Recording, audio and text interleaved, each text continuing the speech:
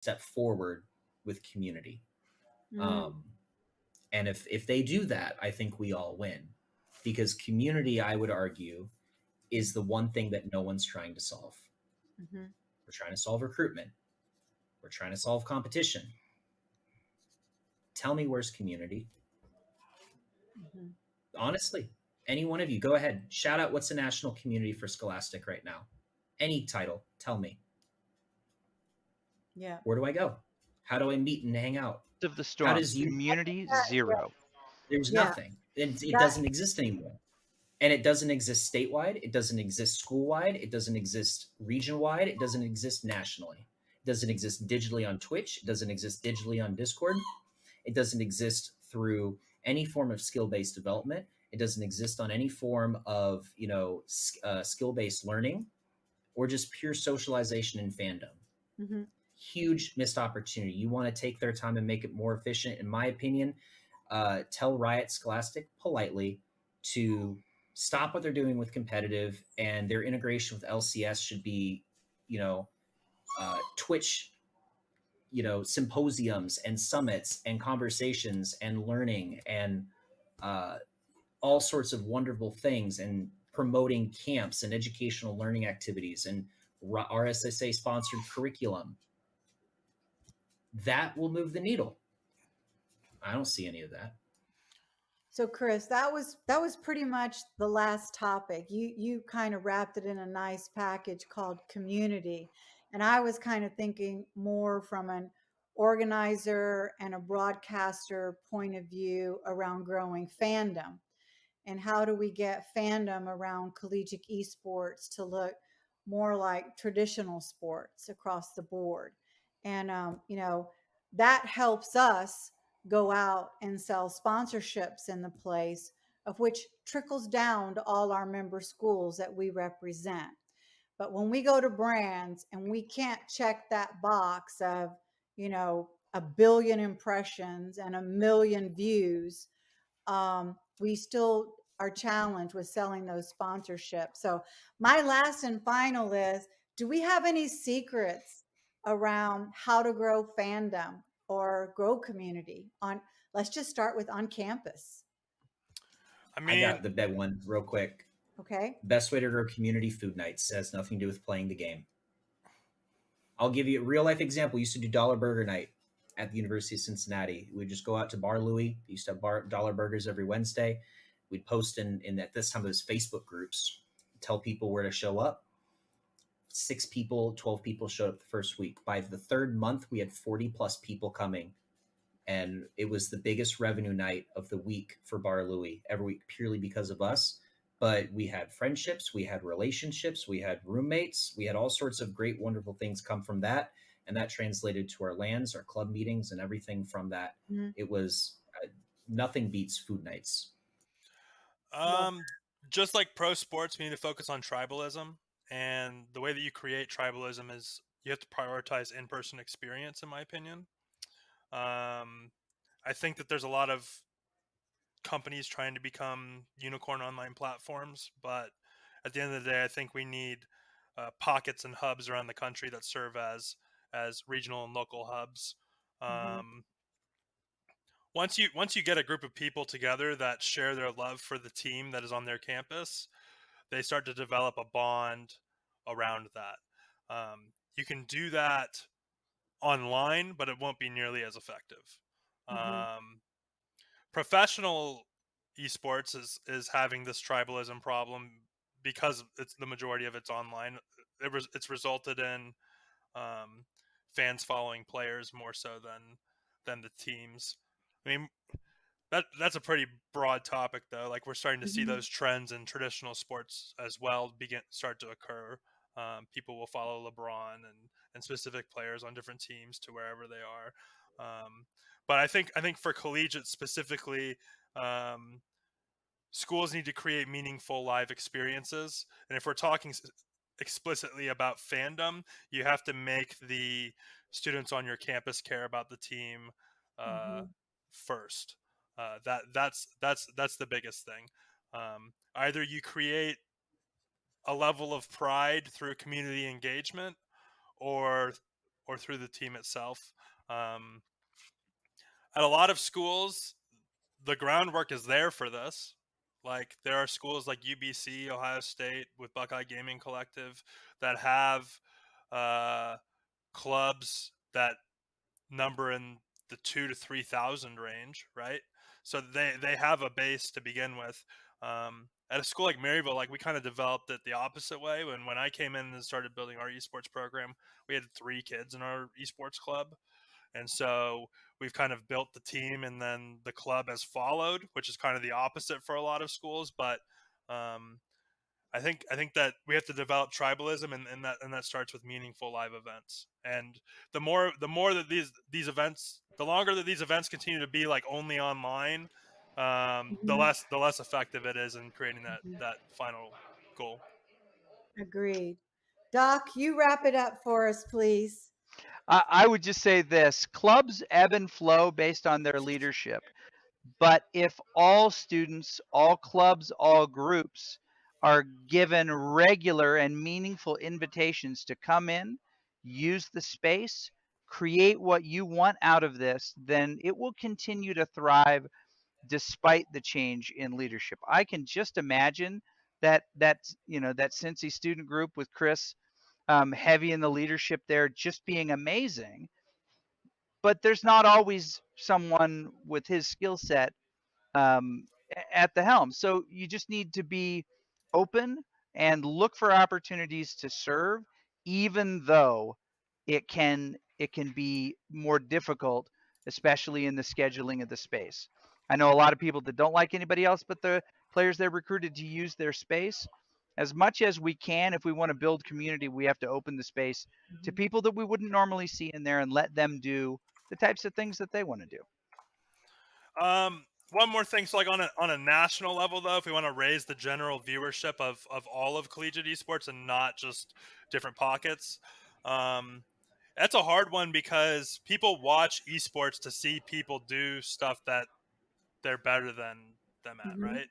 So naturally at the collegiate level we're going to be at a lower level than pro, so it's hard to get people to watch for that reason. But what we can sell are narratives and storylines, matchup histories, and as we start to build a longer history of collegiate esports, I Mhm. actually truly believe that some of the CLOL storylines are more rich than what exists in an academy 100%. and the LCS, but no one's really covering it. No one's really drilling down into it. No one's creating narrative content. So I think that that's the key to getting people to care about it. Like if there's a storyline, people attach themselves to it. Yeah. Yeah, I'll add one more thing before we end. The largest organizations on any university campus. This is a very blanket statement. Could be wrong for you. It's right for many. Campus ministry and Greek life are always the largest groups on campus. Why? It's because of the concept of family. Let me explain. With a club or a program, many people identify, oh, I am a gamer, but I am also A, B, C. And usually it's I am A, B, C, and I'm also a gamer. Not everyone is a gamer first and foremost. And you're only going to capture that population Mhm. if you're promoting purely competitive and purely esports. And so I said food nights and social activities. I'm really stealing from campus ministry and Greek life because what you want to do to build community at your school is to make it so that the thing that you're doing is the number one thing in the students' lives. Now that's a very selfish thing to say, but it's a true statement. For you to grow the largest community, your community needs to feel that the thing that they're a part of is the most important part of their social campus experience. That's why Greek life is so successful. That's why campus ministry is so successful. And when you treat esports as a program of just competition, practice, and development, Mhm. that's an outlet. That's not a way of life. Not for at scale. Not when 55% of the campus body at a Division One school identifies as a gamer in some way, shape, or form. You're not going to touch that 55%. You're going to touch 5%, maybe. You're probably going to touch 0.05% or 0.5% at a Division One school. Um, And so what you really need to do is build that community authentically by, as Doc said about Dan, what are the people prioritizing, and do that. And how do they enjoy their life? What would they find meaningful? Do that. And then do everything else, because the financials and everything else, the planning and all that matters too. And that's why we have a talent problem in scholastic esports. But I will wrap up and say, for the national level, Dan's completely right on narrative. But I'm not worried about that, because the only thing we need to build community nationwide is just time. Mm-hmm. We are 2 generations away from critical mass. And all it takes is that the current generation of students to grow up, get in the professional workforce, and have kids and raise them on the things that they were fans of. It's how baseball grew. It's how basketball grew. It's how rugby and all those other sports grow and sustain. Cornhole grew. But in all seriousness, all we need is time. Mhm. All we need to do is ensure that our products get better, our opportunities become more authentic, accessibility remains open, and monetization remains enough to us to continue to what we're doing and grow.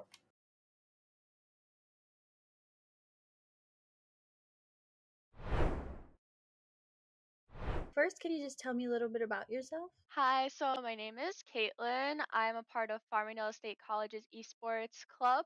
I am captain of the Valorant Green Team. I am a second semester sophomore at Farmingdale State College, and I'm 19 years old. Okay, do you like Farmingdale so far? Yeah, it's really great. The program I'm in is very specialized, and it's not offered that often in the East Coast, so it's pretty nice. I enjoy it. And what's your major? My major is aerospace professional pilot degree. Oh, wow, that's really cool. Thank you. So, is this your first time on an esports team? No, so I've been a part of the Valorant team for 2 semesters, and this is my third semester, and it's my first time ever being a captain. Okay, oh, that's awesome. Can you tell me a little bit about what it's like being a captain? So a lot of times I'm organizing the team, making sure everyone is properly set for upcoming games, um, getting scrims for our team, and kind of just making sure everyone is there, present, and possible, and able to play the games that we're gonna, you know, be participating in. We're participating in 2 leagues this semester, so it's kind of hectic. Oh, gosh, yeah, definitely. I can see that. How is it different for you as a player versus as a captain? Do you feel a lot of responsibility? I basically have the responsibility of choosing who, really plays, what type of characters everyone's playing, and what positions and roles we are all doing, as well as being there not only as a team member, but also being seen as in a leadership role and having that sort of respect there, and being able to delegate everyone's role in the team. So it's definitely a lot more different, and my voice is most definitely heard. So I like it. I like being a captain. Yeah, that's really good. What games do you play, or what is your main game? I know you mentioned Valorant. Right. So I play Valorant, but I started off with Counter Strike, and I really always have been interested in FPSs.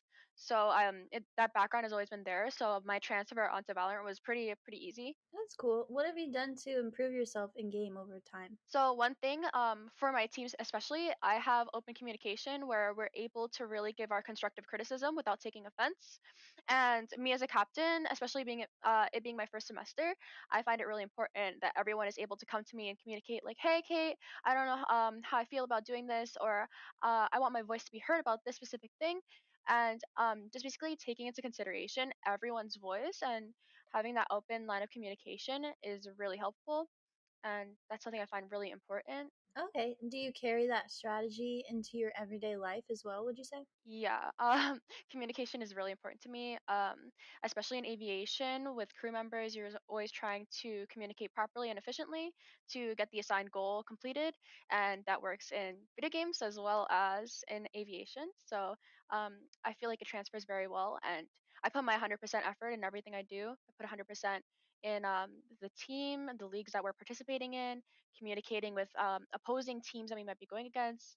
All those things I take it really important and can transfer it very well into everyday life. Can you tell me a little bit about what you think about CECC and just competing in general? It's a lot of fun, and we're so grateful for the opportunity to participate.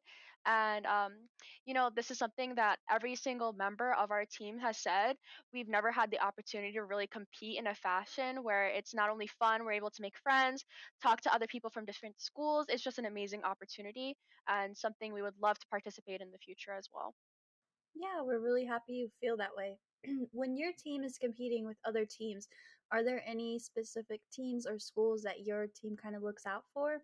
I think we all have the mentality of it doesn't matter who the other team is. We're gonna put 100% effort, and we're going to maintain our mental, even if the other team is full of radiance. It's not something we're gonna keep in mind because we will be able to beat them.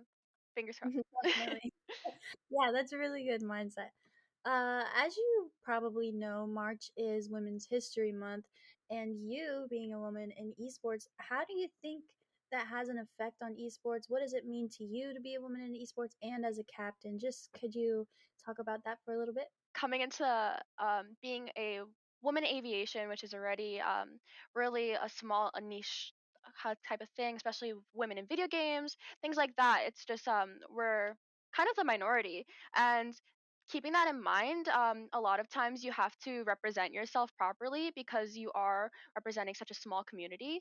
So I feel proud and honored to be a part of the women's in aviation as well as being a woman in esports, and it's a lot of fun, and just understanding that us girls are here too, and we're as good as everyone else, and that we have the opportunity to be a leader in esports, and that we're equal to everyone. It's really important to keep that in mind because we're here even though you might not see us too often. I know you said as captain your voice is heard, but when you first started to be a captain, did everyone take you seriously being a girl? Was that respect there, or did you struggle with that? So I would say initially when I first got on the team, I was put onto a support role, and everyone knows that women normally play healer when it comes to going into any game, and now I'm playing more of a controller based or sentinel, which is very crucial for holding down sites. So by playing that now and then having those semesters in my backpack of experience, everyone has treated me with respect, and uh, I would hope it stays that way. And either way, I demand respect because I reciprocate that respect to everyone else. So it's definitely difficult, especially for girls starting out.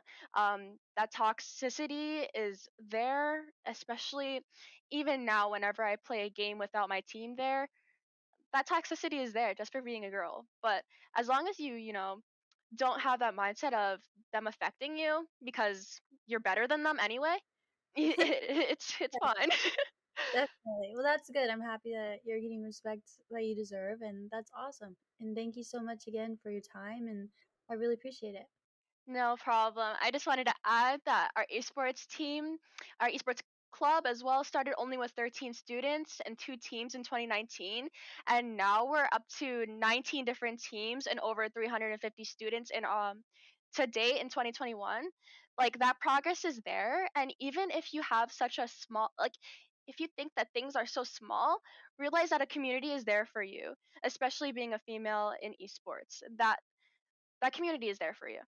Definitely. That's a great way to end it. Thank you so much.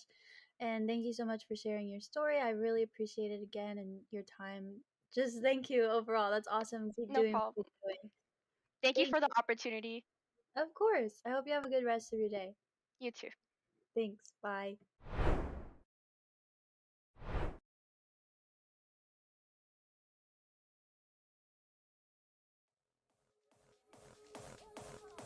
Hey guys, KTAD here, and just like that, another season of ECAC Esports regular season play has come to a close. Over the last 8 weeks, we saw a crazy amount of hype competition from some of the best collegiate esports has to offer, and as usual, you guys have me one last time to break it all down and to show you guys what we thought were some of the top plays this week. And honestly, guys, I don't have much more to say. Just check it out because I think we've got some really incredible clips here. Let's take a look.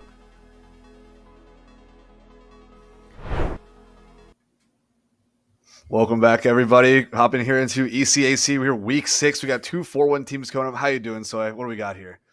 I'm doing fantastic. I can't wait to get into the action today. I mean, it's week 6 of the ECAC, and this Eastern Division is already heating up to 4-1 teams. It's going to be a lot of fun. These two NYIT, they're coming in looking strong, a veteran-led group, a lot of seniors on this roster versus Bear and Penn State Blue, also 4-1, and a really improved squad. Last year, they got off to a very rough start, but this time around, they're looking much stronger. It's always nice to have those roster refreshes hop into fall semester. We're about halfway out through the season here. Super excited to see how these teams are turning things around for themselves, trying to build a new wave and new kind of path, force themselves forward, push as far as they can. I'm surprised it's honestly been this far into. I know we're kind of talking about this in production team a little bit too. It's just been, it hasn't felt like it's been that long, but we're already 6 weeks into ECAC. Teams have been playing match after match after match here. Now we got 2 4-1 teams here in the same group. Only one's gonna walk away with the 5-1 score. Next is dropping down to 4-2. I really love these kind of later stages, especially where these teams are kind of filtering up close to each other, super close score lines, right? You're all the way down to the wire. You get that one stock. It's hard to reach those comebacks. The momentum back and forth. It's super exciting. So let's see what New York and Penn State Baron got for us today. Hopefully they'll be hopping into the upgrade match here very soon. Personally, not too aware on players or characters at the moment. So that is kind of more on-the-fly information that we're playing with once we get more on that. How are you feeling today, Sir? What kind of action do you think we're seeing today? Again, you feeling that kind of the hype later in the circuit? Yeah, no, I'm feeling. I mean, 4-1 teams right now. There are 14 of them right now. It's a tie between all of them for 7th in overall standings in this bracket. So these games are going to be super impactful. Being up in the hierarchy of the standings really helpful when playoffs come around. So both teams can really use this win. This is Percival versus Trollery, and Percival on the Snake.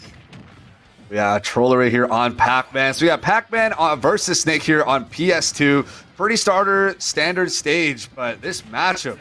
Now, this is an interesting one. I feel like both these characters can fill a similar-ish role, but execute in very different ways, right? On a surface level there, you're kind of zoners that can kind of box up close. Wow, what a forward smash right there off the hydrant. Basically, didn't get to say a whole lot about that stock, but it was back and forth, huge damage strings both ways, both for Pac-Man and for Snake. There's no even neutral, just a lot of advantage one way or the other, swinging back and forth like a pendulum, and Pac-Man's gonna close out that first kill. But this matchup is super odd. They're both playing this kind of weird range game with funky projectiles, stuff like the Nikita bombs, dealing with things like hydrants and all the neutral beam projectiles that Pac-Man has. It's a really odd matchup. I think they'll both kind of play space here. But right now, Pac-Man at this 121% does have a nice combo throw, but Snake had the C4 setup on the top right platform of PS2.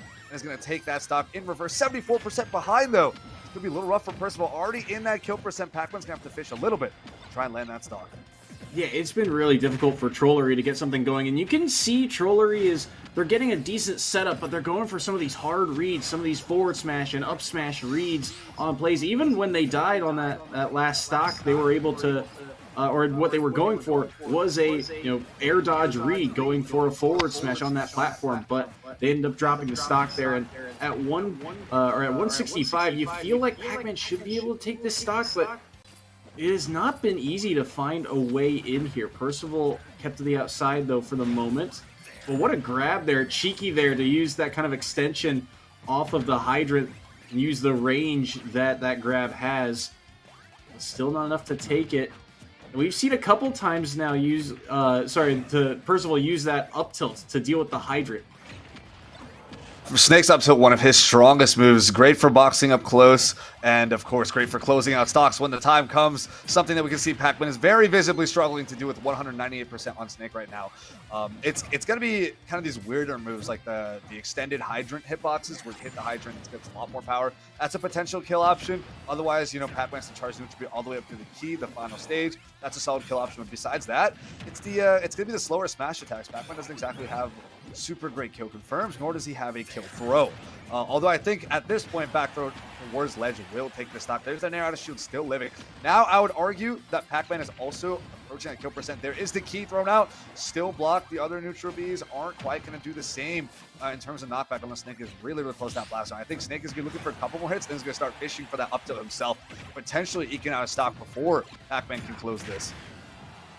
That was good play there. Baited going towards that platform and then got the forward tilt. There's the back throw though, and with that little bit of rage up Pac-Man, for sure that's going to take that stock. So stock lead here for Trollery, but we've seen Snakes take early stocks here. There's a lot of kill power in that kit and a lot of good setup, but they don't find the play along the ledge there, and that's going to leave the opening for Trollery. At this point, it's just going to be apply enough damage to Pac-Man to land the down throw into up tilt and close out the stock for good there.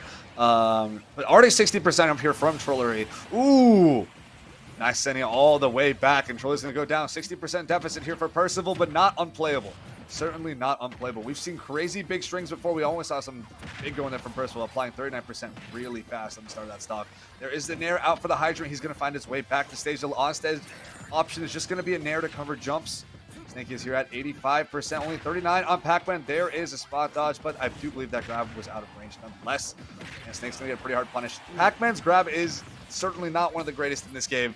And I think that struggles a lot with defensive play from a lot of people because, grab's a great way just to kind of break that pressure, threaten people with combos and potential kills. And Pac-Man does have a decent combo throw with that up throw, especially at the early to mid percents, but the kill pressure is not there. So that's how we saw Snake live to 240% last stock. We might be seeing something similar this time around too, although I think Pac-Man is going to try and make things a little different this time to not give Snake that opportunity to run all the way down. Gotta be careful with how you try and find those heavy hitting moves if you're Trollery here, because now you're just kind of building up that Snake rage too, and you're at 103. Snake's got some kill options as well, but right now it's Percival kept to the outside once more, playing pretty solid defense overall. Ooh. And he's gonna get the combo into the up air there. Percival's gonna steal away game one. I love that. He holds on to that grenade, sits in shield, expecting Pac-Man to approach an aerial on shield, gets punished with the grenade pop, and is able to out of shield jump and get the upper for immediate follow-up and kill off the top, and Rage certainly helps there. But man, holding that grenade defensively, converting that into a kill combo, that was gorgeous. Absolutely gorgeous. Great to see there. Percival is going to move on, have a one-stock lead here for New York Institute of Technology, but Penn State is still definitely in. It's only a one-stock difference. Snake is kind of annoying to go and run around behind and catch. We'll see what Penn State wants to respond with to try and take out a character like Snake. Definitely someone fast. Snake can kind of box up close, but, still not the greatest frame day. He's not meant to be a melee character. His CQC is decent, but definitely could be better. So you got someone that can just run right in there and pick off kills from Snake. That's great. Someone's great off stage too. Would be super, super helpful because Snake's up speed also he's a little bit on the heavier side too. Generally, it's pretty tough to kill him raw off stage. So getting a nice off stage read or killing off the top or something great like that is gonna take care of that Snake. This is a weird character to play around though, because just beyond matchups, it is certainly a character play style type deal. And how they adapt to different matchups and things like that. Because Snake has to play so differently depending on what they're dealing with too. Looks like our next stage pick is going to be Battlefield. So a lot of characters are going to be looking up for those vertical combos with platforms. They're going to do great here. Snake, I think, fares decent as well. Hopefully nothing too crazy against him. We will have to wait and see though. I'm excited. This is although relatively slow start, you think, with two kind of zoners, and that match did take a second. There's still a lot of crazy mind games and crazy play that was going in between that. So definitely looking forward to see Trollery come back next game with their Pac-Man to see what kind of damage they can do. Hopefully, I guess a different matchup that's not quite Snake, but I don't know. We'll see. We'll see how both teams want to open up game two. I mean, we just started game one. A little too early to start talking about game two, honestly. So, way more information needs to be downloaded here, and we'll be getting a bit of that real soon. Yeah, and remember, it's only one stock that they need to take off of Percival Snake. Now, I think one of the big things too is that the fact that Percival, Snake can be kind of difficult to kill at times, and the second I saw K-Rool, I flashed back to something I think we've said a couple of times, or at least I know I've said this a couple of times. Heavies are meant for taking stocks. You need to get something off the board quickly, you pick a heavyweight. Now, into a Snake, I don't know. We'll have to see how this King K-Rool plays, but this feels like it's very doable for La Vesta. The heavy pick always makes me so nervous. As we talked about before, right? The potential to take stocks is there, but man, they are combo food. Back and forth. Oh, the Nikita is also a pretty hard counter here for the K-Rool up B. Is K-Rool actually going to make it off? Oh my goodness, run off stage with the Nikita. 0% on Snake so far. Casta rolling with an up smash too. This is the problem with the big body. You're going to be getting sniped by everything Snake has to offer. Fully, that up tilt's not quite going to kill just yet. There's going to be a throw here. First percent down on the board finally for K-Rool. And the C4 is going to pop another first stock down. This is the kind of stuff you have to worry about when you're picking big bodies. Yes, they can take stocks. Yes, they can kill. They can be crazy. You only need a couple reads. But if they're not able to land any hits, especially if they're dealing with a matchup with someone like a Zone or someone like Snake, right? They're just going to have all these little bits and pieces of different weaponry and gadgets flinging everywhere and get clipped left and right. You really don't get much of a chance to play the game at all. And that's where things get super unfortunate, like we're seeing right now. Lavesta is lapped in a stock already. Potentially at the risk of losing another stock. That pop could have led it to an up air to take kill off the top. But Percival wasn't quite there for that just yet. Nonetheless, I feel like Percival's in a pretty good position. Great up smash to get him out of that throw too. Covering all these ledge endings. There's another up tilt. Can K-Rool take this stock, or is he going to lose another one? Well, at this rate, it's not looking so good. It has to find a way back at 161, and I agree. It's a complete double-edged sword, but this is a back throw with rage. Nope, not enough in the tank to take that one. Another up air, and it's going to get punished, falling through the platform, getting the up air, and down goes the second stock here. Going for the back air, wants another one, but still can't find it. And now another opportunity here, the combo. Oh, he thought he'd go to the platform early there, but Percival with some really good just stage control and taking full advantage of it too. Gets the forward air spike. I was about to mention a 3-stock lead there, being there's no way that Percival takes this 3-stock as well, right? But at that point, I could see the hunger and the bloodthirst in his gameplay. I knew Percival was going to be fishing a little bit more. We saw that nasty C4 setup on that platform, almost hitting too, right? Getting the Nair 1-2 into down tilt pop-up, expecting an air dodge or a drift back into platform, pop that C4 was fine. Run right back in with another neutral and get those multi hits, get him right off stage yet again. That pressure was devastating. That was a game where Percival was like, oh yeah, I can also just box with you up close, right? Because that's the thing with Snake, when he's creating this Mario Maker level around you, you don't know which hazards you can or can't touch. You just want to get right into his face and apply as much damage as you can as fast as possible. And heavies struggle with movement, and they're going to get clipped by a lot of stuff. So that already makes those two opportunities really, really tough. But up close, Snake is definitely not the worst zoner up close, right? Snake still does have professional training in close quarters combat. He's been in wars. He's seen a lot. Snake knows what's up, and so that is something that K-Rool really can't challenge. Running in with those neutral layers, there wasn't a whole lot K-Rool was able to do. There are not a lot of disjoints to mess with. Great range on Snake too. We saw the tip of that forward air, like just the heel as it swung all the way down, finally land that spike. It was crazy, crazy tight spacing there. Would not have expected that to hit, honestly, the way it looked, but was able to land the forward air nonetheless. And now he's going to get a reset right back to 0%. And now his 4-stock lead here for New York Institute of Technology. That's crazy. We have the first player from New York up against third player here from Penn State. Let's see how much more damage Percival can do. I'm excited. I mean, and you were talking about the spacing too. How about the spacing just by Percival overall on all the moves? Not only does he get the forward air spike, but earlier just keeping King K-Rool up in the air, getting that forward tilt. I know that's not forward tilt, up tilt along the ledge, trying to scoop them before they're able to grab it. And oh boy, Little Mac, you're talking about double-edged swords with heavyweights. How about the double-edged sword that is Little Mac here going up against Snake? Again, only need to take one stock to get this player off the board, but Final Destination, the stage 2 makes this even more interesting. Every time I try to make a somewhat reasonable prediction, I'm getting curveballed left and right with the most blindsiding picks in my eyes. But man, that definitely makes me excited, but also extremely worried because, man, I have no idea what's going to happen. Little Mac has the potential of just like a bomb. He can blow people up. If he gets just a couple of right reads, you're dying at 70, 80% with a hard forward smash at ledge or a down smash with him. But at the same time, this guy has absolutely no air game. Struggles super, super hard. There we go. That up B is not sweet spot at ledge. Caught by a Snake down smash. And now Little Mac is already dead down a stop.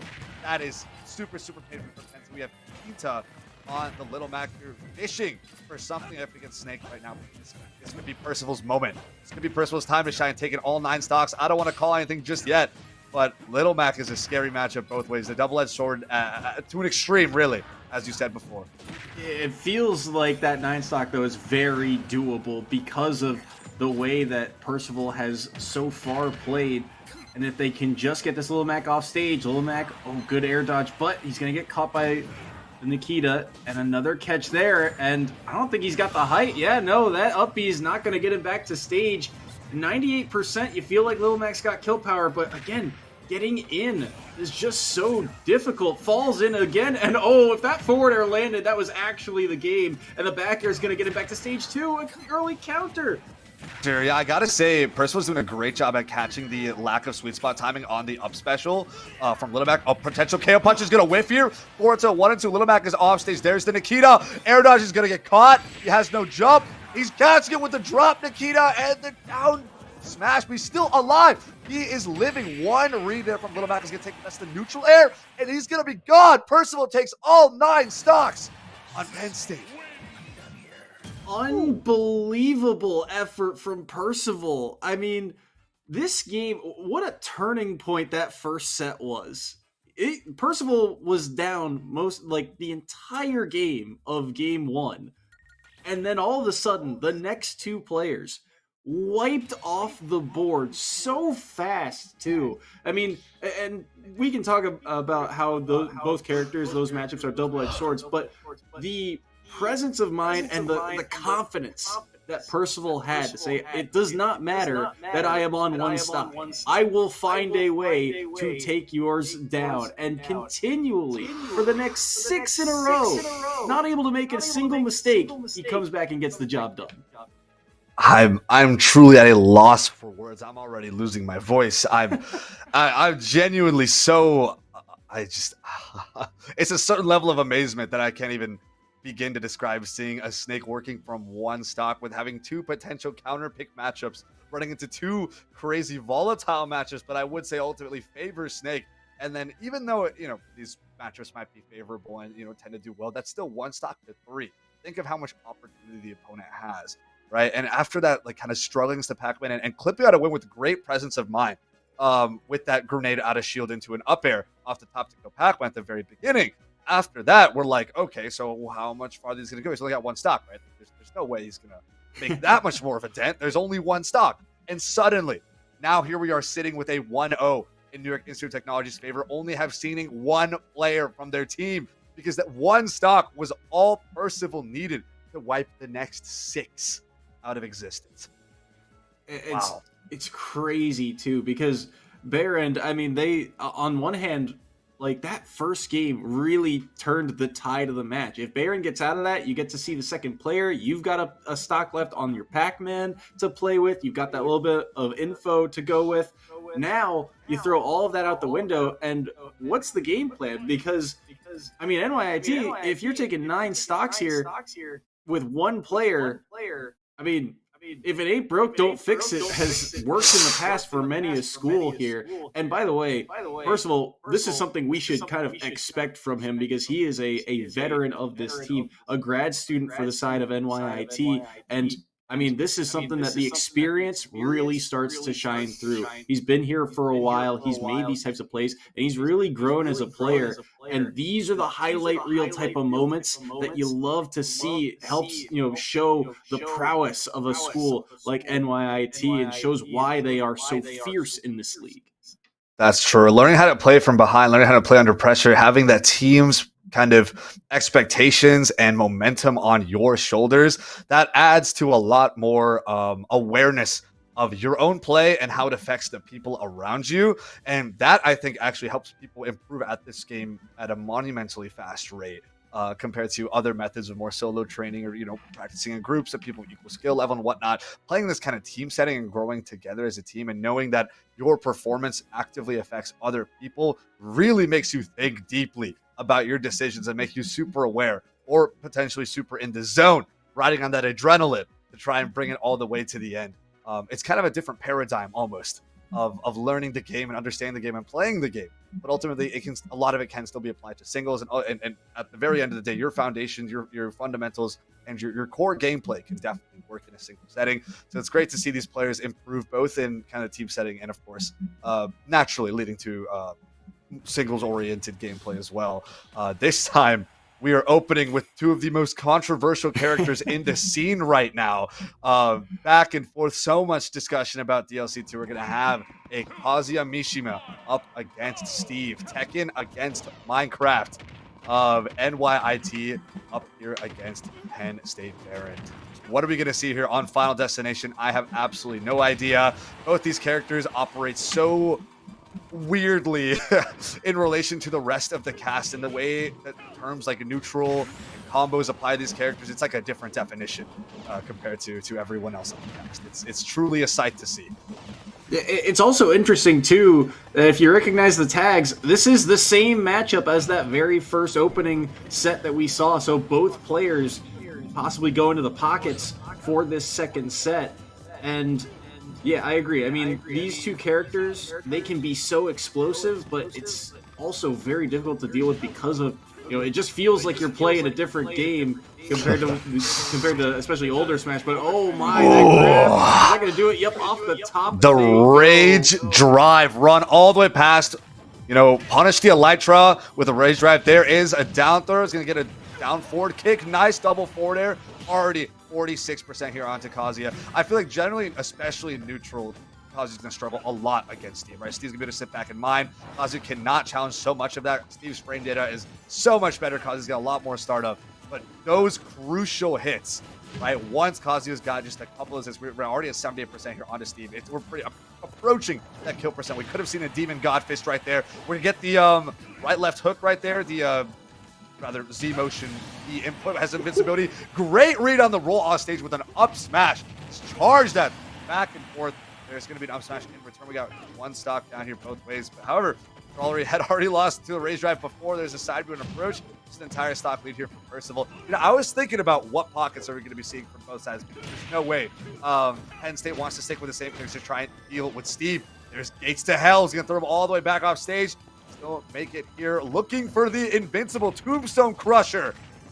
Not quite going to get it. He's caught by the wooden axe. Up tilts instead, taking him all the way to the top. Great 62% damage right there. Oh no! He got spiked past the ledge, expecting to grab on or potentially land on stage. He's going to miss input. An air dodge is going to go down for it. This could still very well be Trollery's game. It's not over yet. Yeah, with how explosive these characters can be, although Trollery's got to be real careful.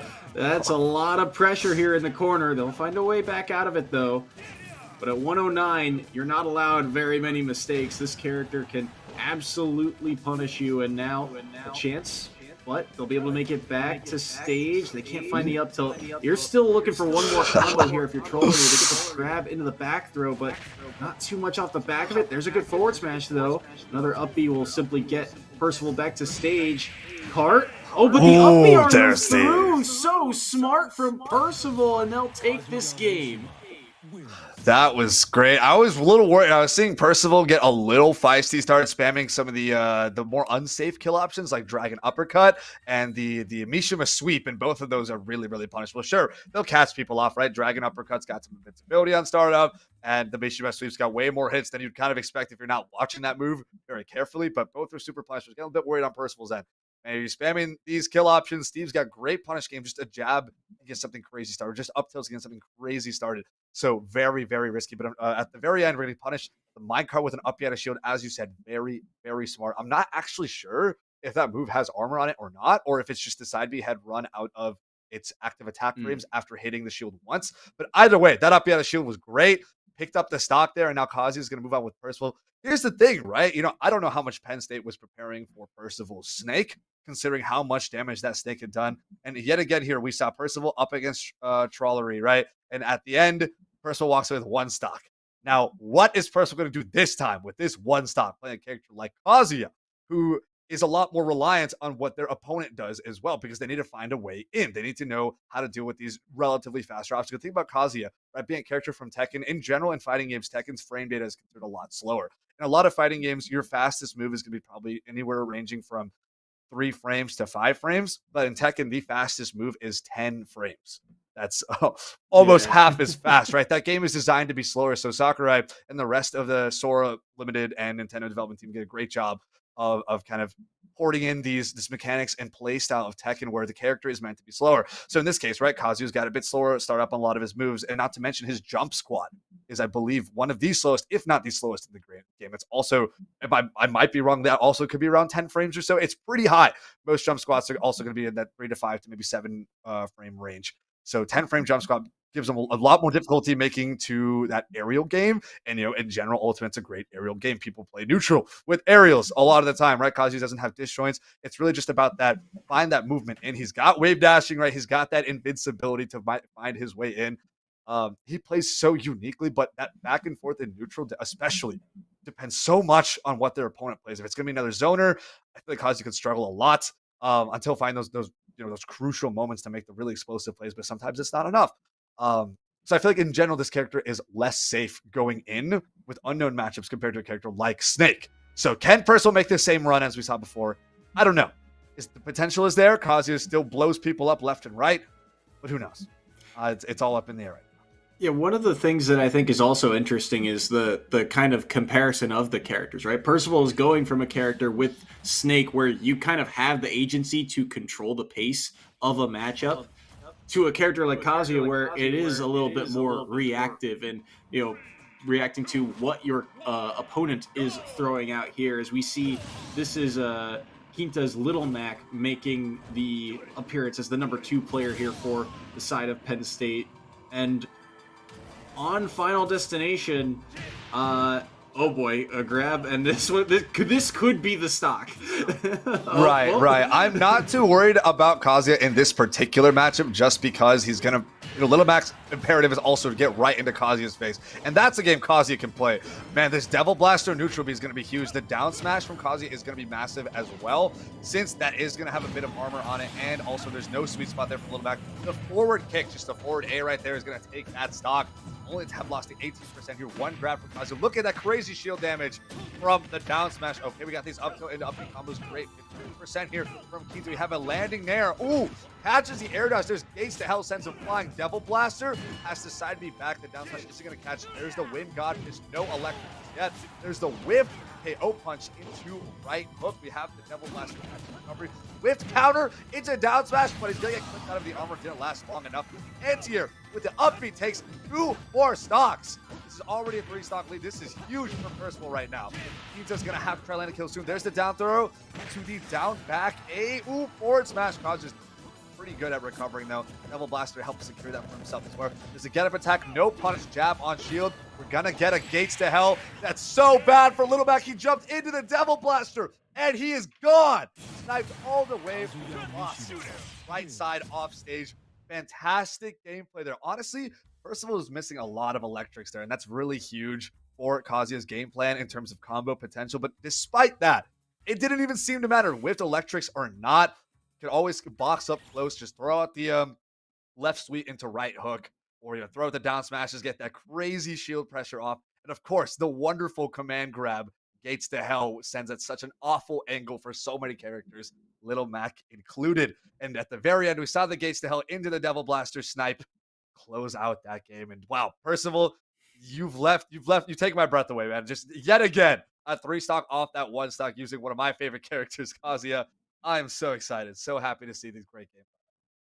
And what else here is interesting? I think one of the biggest things, you talked about it, right? Even if they're missing some stuff, it feels like things are still coming up spades for them. Like they are still able to look. One of the biggest problems with Little Mac is that they can't really go off stage, right?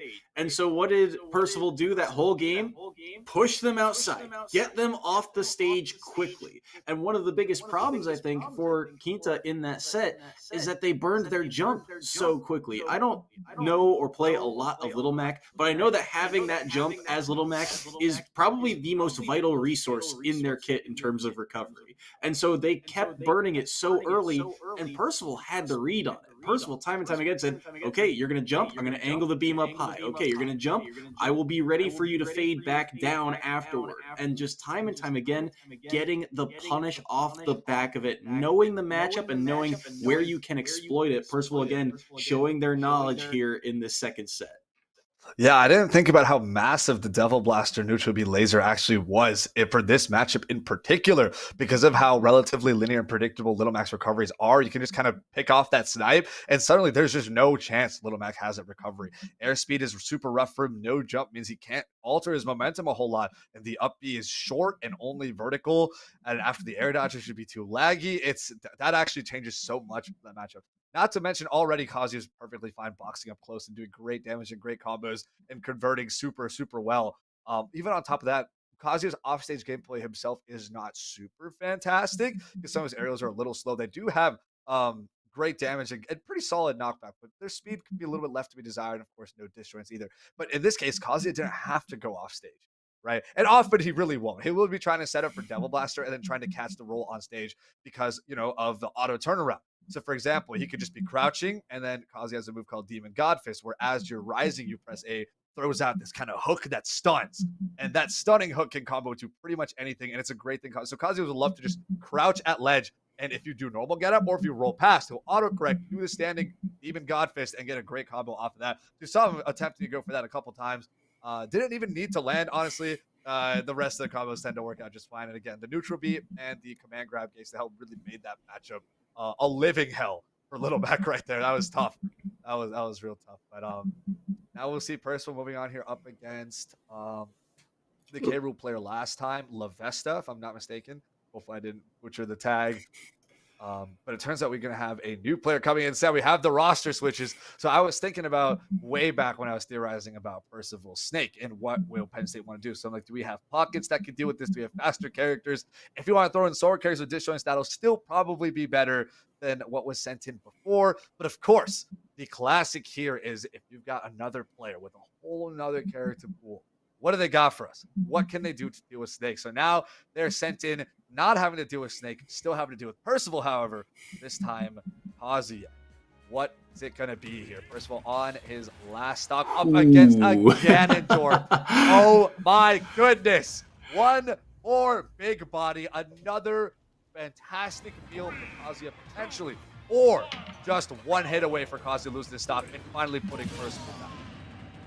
And I said it last time when I saw the K Rule that heavies are known for just getting a stock off the board, but man, if the way that K Rule got shut down, the Ganondorf, it seems like it's going to be even more difficult. Now, I think the damage output as Ganon is a little easier in theory, but also, I mean, getting in on Kazuya, I mean, this is going to be a spicy matchup. I feel like this is not going to be a long game either way. Oh, there's the air dodge. The up B is not quite going to make it. That forward tilt, that forward A, is also such a weird move. It's in such an odd angle that a lot of characters get super thrown off by and aren't able to recover, and Ganondorf is going to be one of those. Gates to Hell is the command grab. That's another move that's going to be super, super important in this matchup too, just because the ugly angle that it sends off at and how many different characters it bothers and creates so many issues for. Kazuya is doing a perfectly, fine job of just sitting back and getting the right moves at the right time, running in, landing a couple hits and running out, just getting the super, super important ones.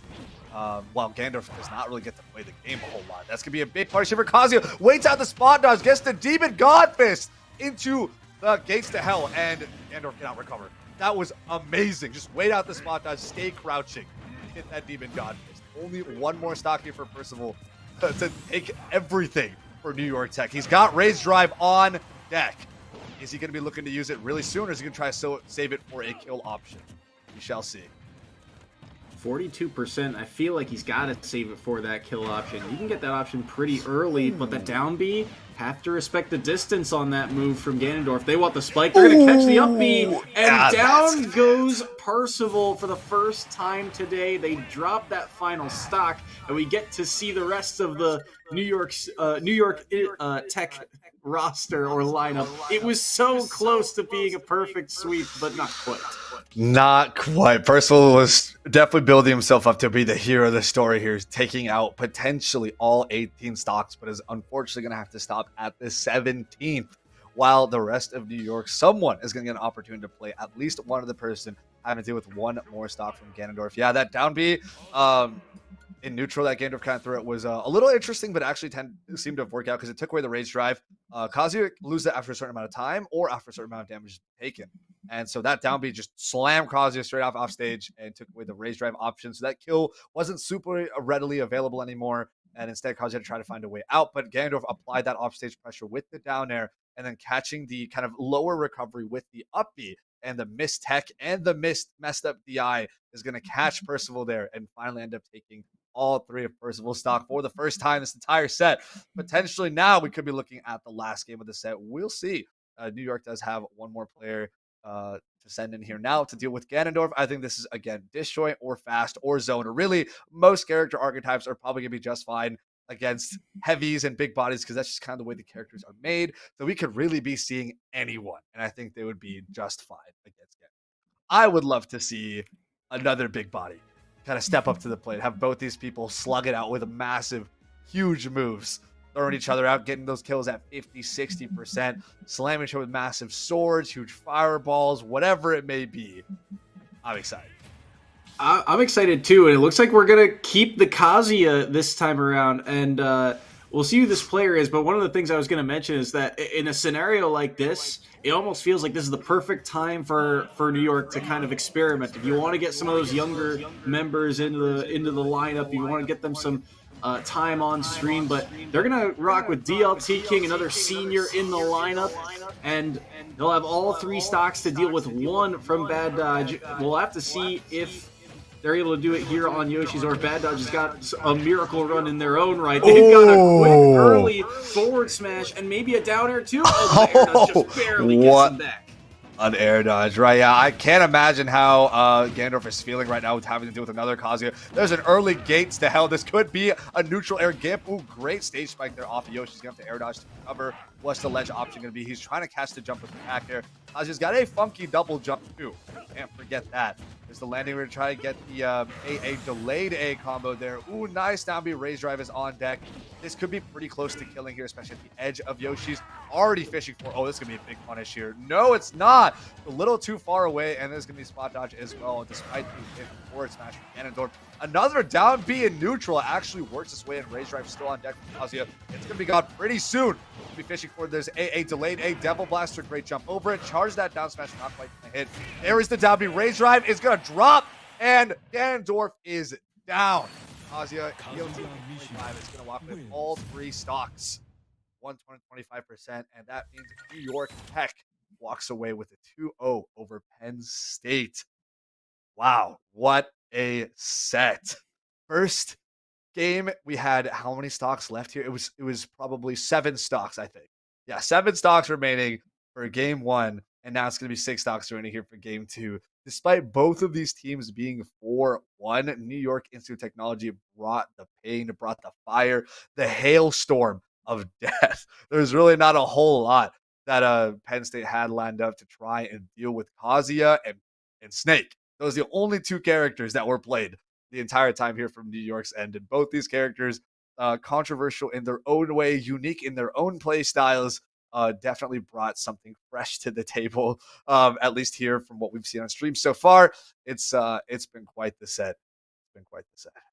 Yeah, no, absolutely. And again, not the end of the world for taking a loss here if you're Bear and Penn State. Like you're 4-2, still have some time, and you're still very high up in the standings. But now everyone's going to look and see, okay, is this team, all those teams in the middle of the pack, a lot of them, that kind of threshold of playoffs is usually above 500. Get plus 4 wins, right? So they're still at that threshold. They're still very close.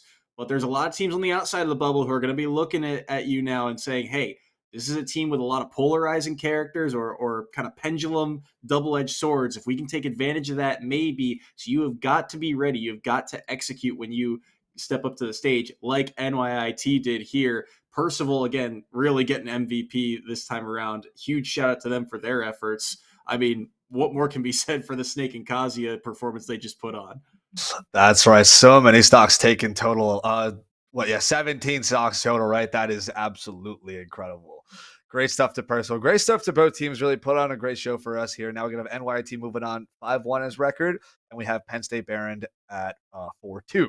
Either way, fantastic play from both sides. Thank you all so much for joining us. We're going to have to be wrapping up here, hopping over to Rainbow Six coming very, very soon. So stay tuned for that, but it's been an absolute pleasure here. I'm Combo, joined here by Soy. It's been an absolute honor casting for you guys yet again, and we will catch you guys next week. Take care.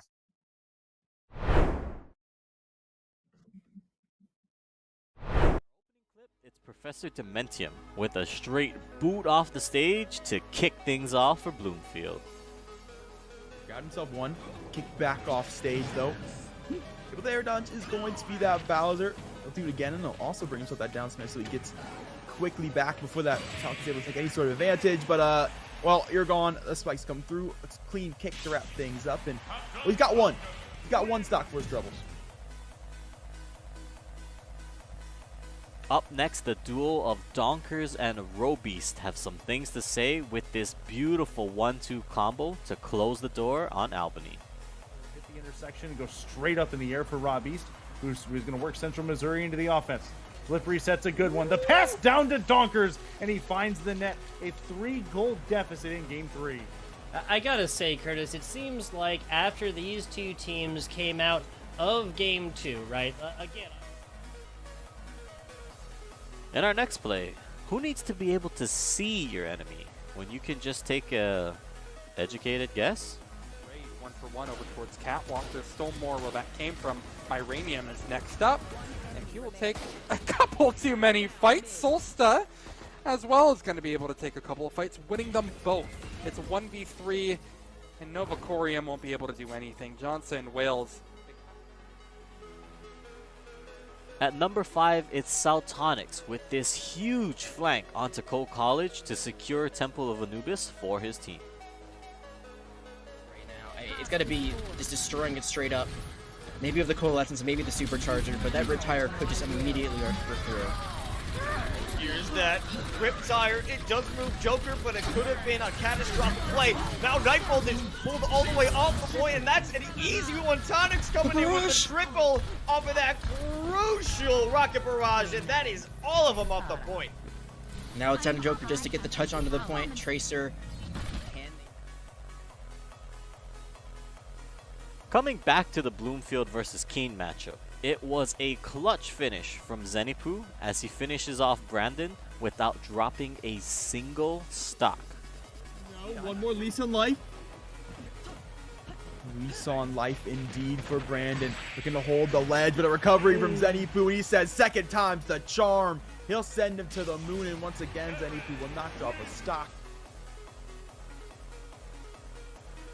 Last packing our way into the number 2 spot though. It's a 4K from Butta to cement the lead for Providence College. Back roads around the high ground to try and avoid that as much as possible. Oh my absolute days! Here was me looking for that Transcendence to counteract the grab, and no, it was just a big fat go button. In comes the pulse bomb. Down goes SUNY Poly Wildcats.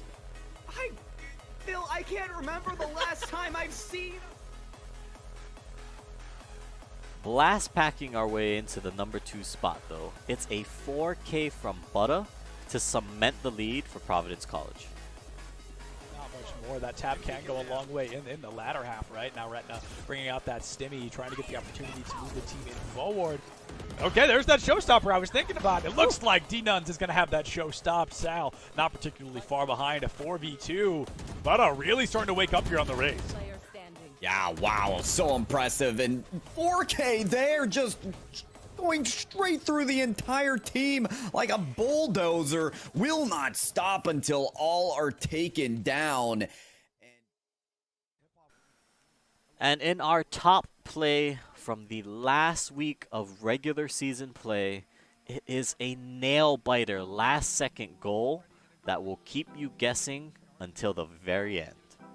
Leaves their own open, a little bit of high pass, you angle it in, but it's just off the top of the goalpost.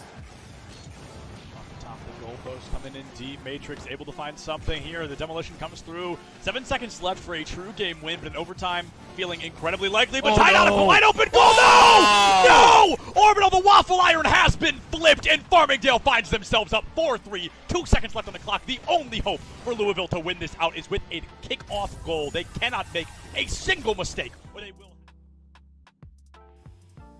And with that, I mean, what more do you guys want me to say? It was a crazy week to wrap things up, but it's really just been a crazy season overall with the addition of Division A and what I personally think is some of the most competitive action here in collegiate esports. I mean, what a season, and there's only much more to come. With the playoffs starting on April 4th, you guys can expect to see a lot more action that will continue all throughout the month, and that will wrap up on the week of April 25th. Now, if you guys want to stay up to date on all of that, make sure you follow us on Twitter at ECAC_esports, or follow us on Twitch at twitch.tv/ECAC_esports. Mondays and Tuesdays, matches will be lighting off at 8 p.m. Eastern. On Wednesdays, it is going to be the doubleheader of Rocket League and Overwatch at 7 p.m. Eastern. So make sure you guys are tuned in. And as for me and the rest of the crew behind the scenes that works on not only just the production, but these highlight videos for you guys, we just want to say thank you for joining us for what has been another incredible season. And we look forward to so much more that we're going to bring you guys in the next school year, in the fall and the spring and beyond. We've got a lot of great things coming, so stick around, don't go anywhere. Come back right here to this channel, to this Twitter, to this Twitch, to this YouTube, wherever it is you see this. Stay tuned, because even more is on the way. Thank you guys once again. I've been KTAD. It's been a wonderful season, and we'll see you next time.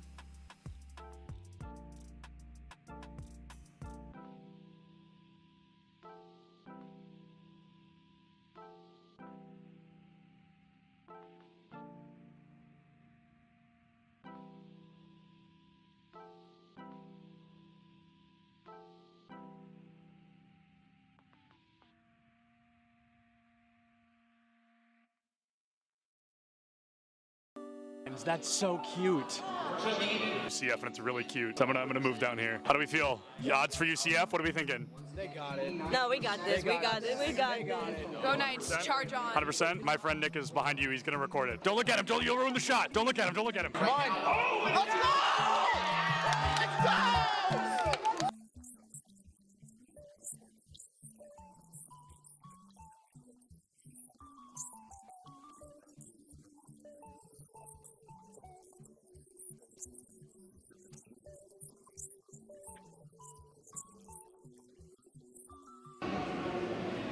My smile's probably really creepy. I was just being weird. Oh, I love being in the shadows, though. Big shout out to the shadows. We could interview Dilly just because I think he's handsome. You weren't supposed to hear. Here's the thing about the event. I'm the greatest that's ever lived. Literally true. I know him. I think everyone knows that. I think everyone's aware of that. Hey, do you have a VIP access badge on? I actually have an all access. Oh, an all access. I thought it said VIP access. And that's only available for the best. That's true. He's right. That's a main stage TO right there. If this goes live, I'm suing everybody. It's all right. A video of me. The first clip is me saying, "Don't put that in," and then it was the first. Cut the cameras. Cut the cameras. Oh, you're recording already? Great. So this is this is Bay State versus UCF. I believe something that we saw yesterday on day one of the tournament, but instead we're gonna have that run back here. I think they're fighting for a spot in grand finals. Anarchy, one of the best Greninja players in the United States, currently struggling against a Terry. Terry notorious for that DLC privilege, being a very strong character with some very strong abilities. Greninja, not so much, considered one of the weaker characters in the game. A Falco player, one of the best in the United States, and he just got spiked by a Terry. Same Terry that took out Anarchy literally minutes ago. UCF still up by 2 stocks. This guy is looking to rip this team apart single-handedly. That is, I mean, nuts, to say the very least. Absolutely absurd. That was a disgusting spike. I cannot believe that happened. Will you hold the microphone so I can sign this? Sorry. For context, he's got a fan. He's actually signing something. He's so excited. What was it like to not hear my voice for 2 minutes? For 30 seconds, maybe. What was it like? Probably bliss. I was signing a mouse pad, which is really cool. I've never done that before. Nobody's ever asked me for a signature, so I'm going to start blushing, but I'm really excited about that. And then he wants a picture. Can you take a picture of us? I said, "Is it bad?" She went, No. I'm gonna go ahead and take that as a yes. Turns out I can't tie a tie sitting down. What do you think is the appropriate face-to-screen ratio for a Valorant player? Face to screen, like how close I sit. Yeah, like how close should a player sit? Personally, I play really, really close. I think it depends on your eyesight, but for me, I like playing close because it helps me focus on my crosshair. Is the value of sitting close to the crosshair being the only thing in your line of sight? Yeah, that's pretty much the main benefit of it. It's so funny how close some of these guys sit. Oh my goodness. What do you think is the healthy face-to-screen distance for a Valorant player? I think it's all kind of personal preference. I guess I would consider myself like pretty close when I play because I like to like zone in on my crosshair. It is the second person to say that. It's all about the crosshair. And then what's up with the horizontal keyboard? I don't know, like it just kind of fits like the form when I'm close to monitor. Like I don't know, it might sound cringy, but I like to like be one with my gun. You know? No, bro, I feel it. I feel it absolutely.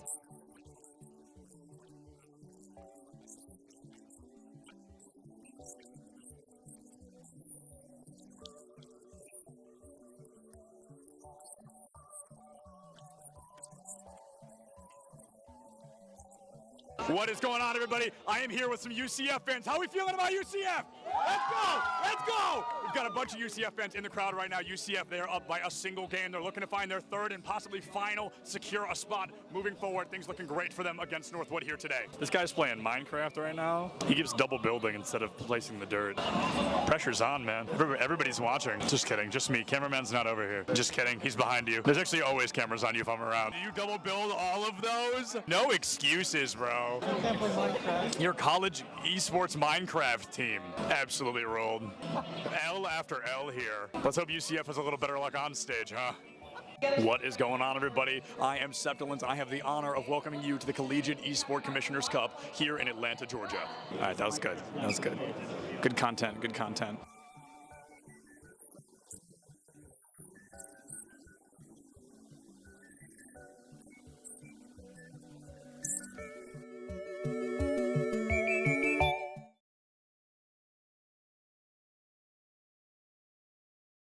My name is Dusty.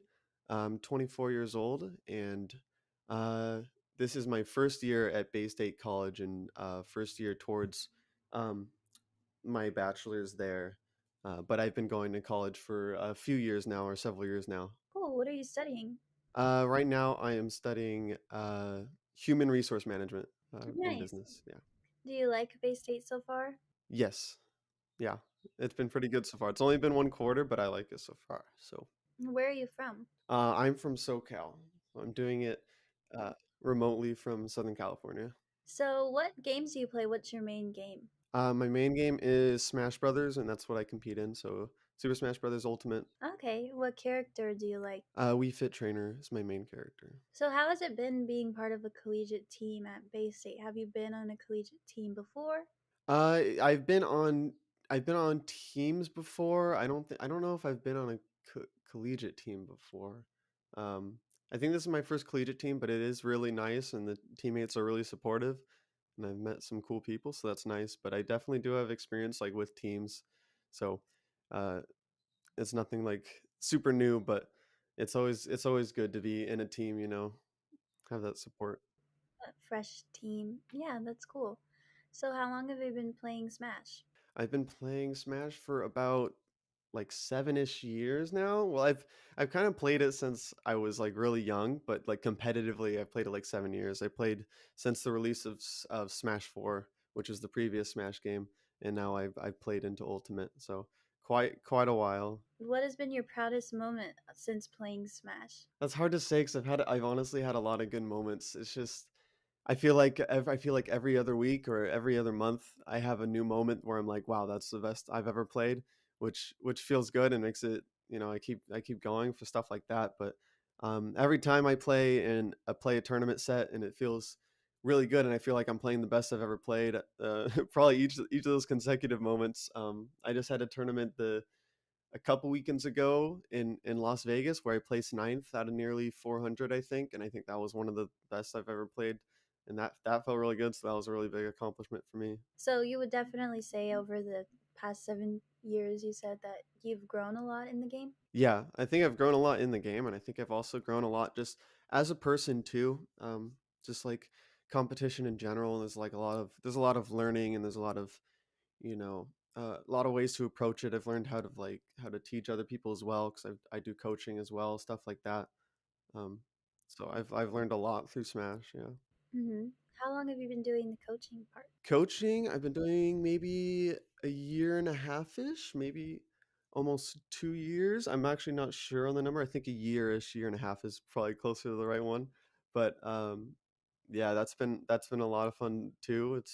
It's really interesting because it gives you a different perspective on the game, and not only are you helping other people, but you kind of help yourself in a way too because you can kind of see things from a different perspective, you know. So How would you describe yourself? Do you like competing more or playing for fun or? I'm definitely more of a competitor. Ever since I was young, like I remember playing like board games um with like friends or something. I think I was waiting for them to play, and I think some of them were playing like just like house rules or whatever, and I was like really, really young, and it like made me upset. I'm like, you guys aren't playing it the right way or whatever.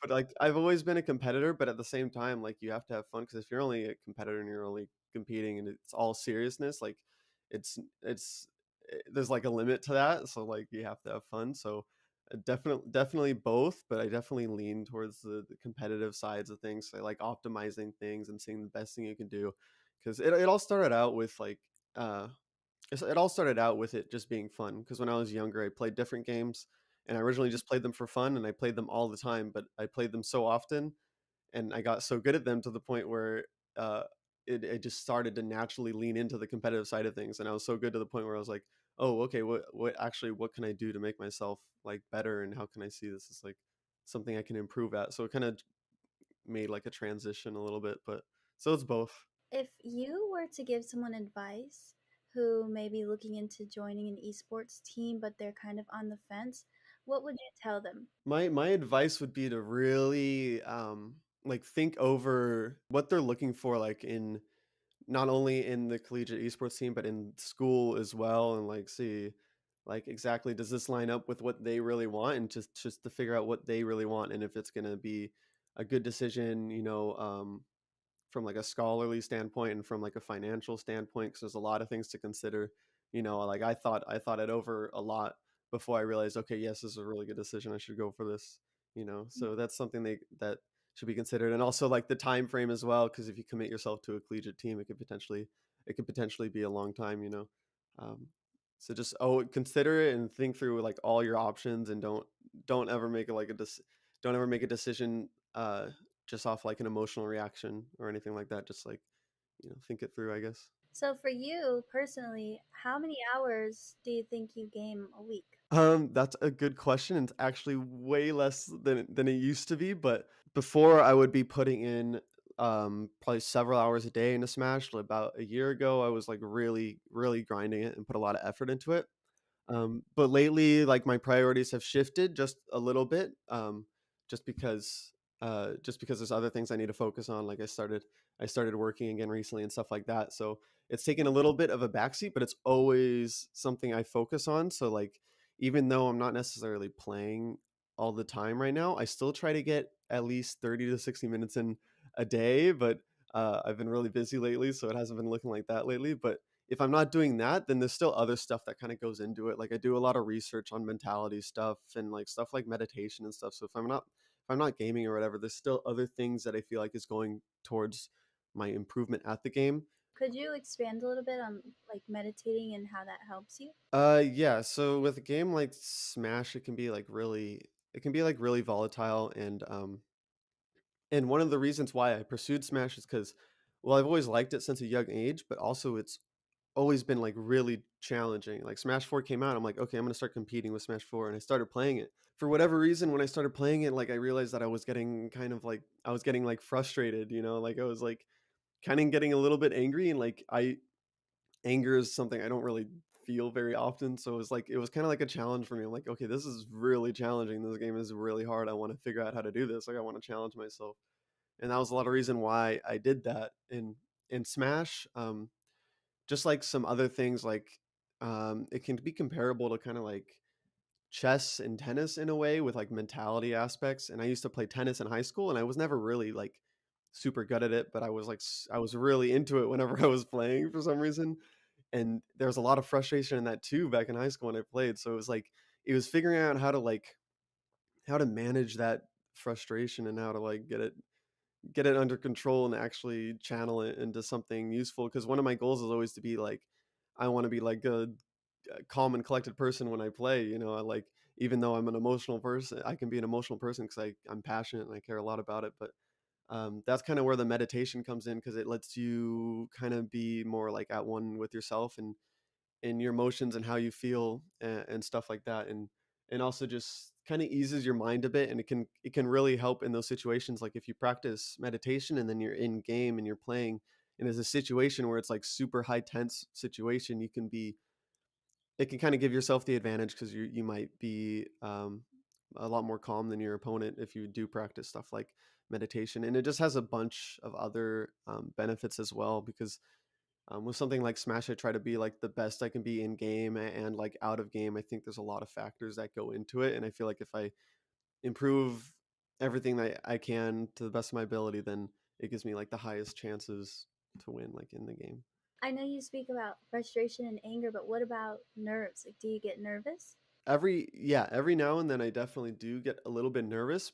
A lot of the things, like a lot of the my nerves, I kind of quell at this point because I've been playing for like so long, where it's like if I go to a tournament and I sit down, it's just like it's just me in the game, like it's just me in the match, and that's the goal, and it's just trying to learn and just play what's in front of me, you know. But sometimes it does.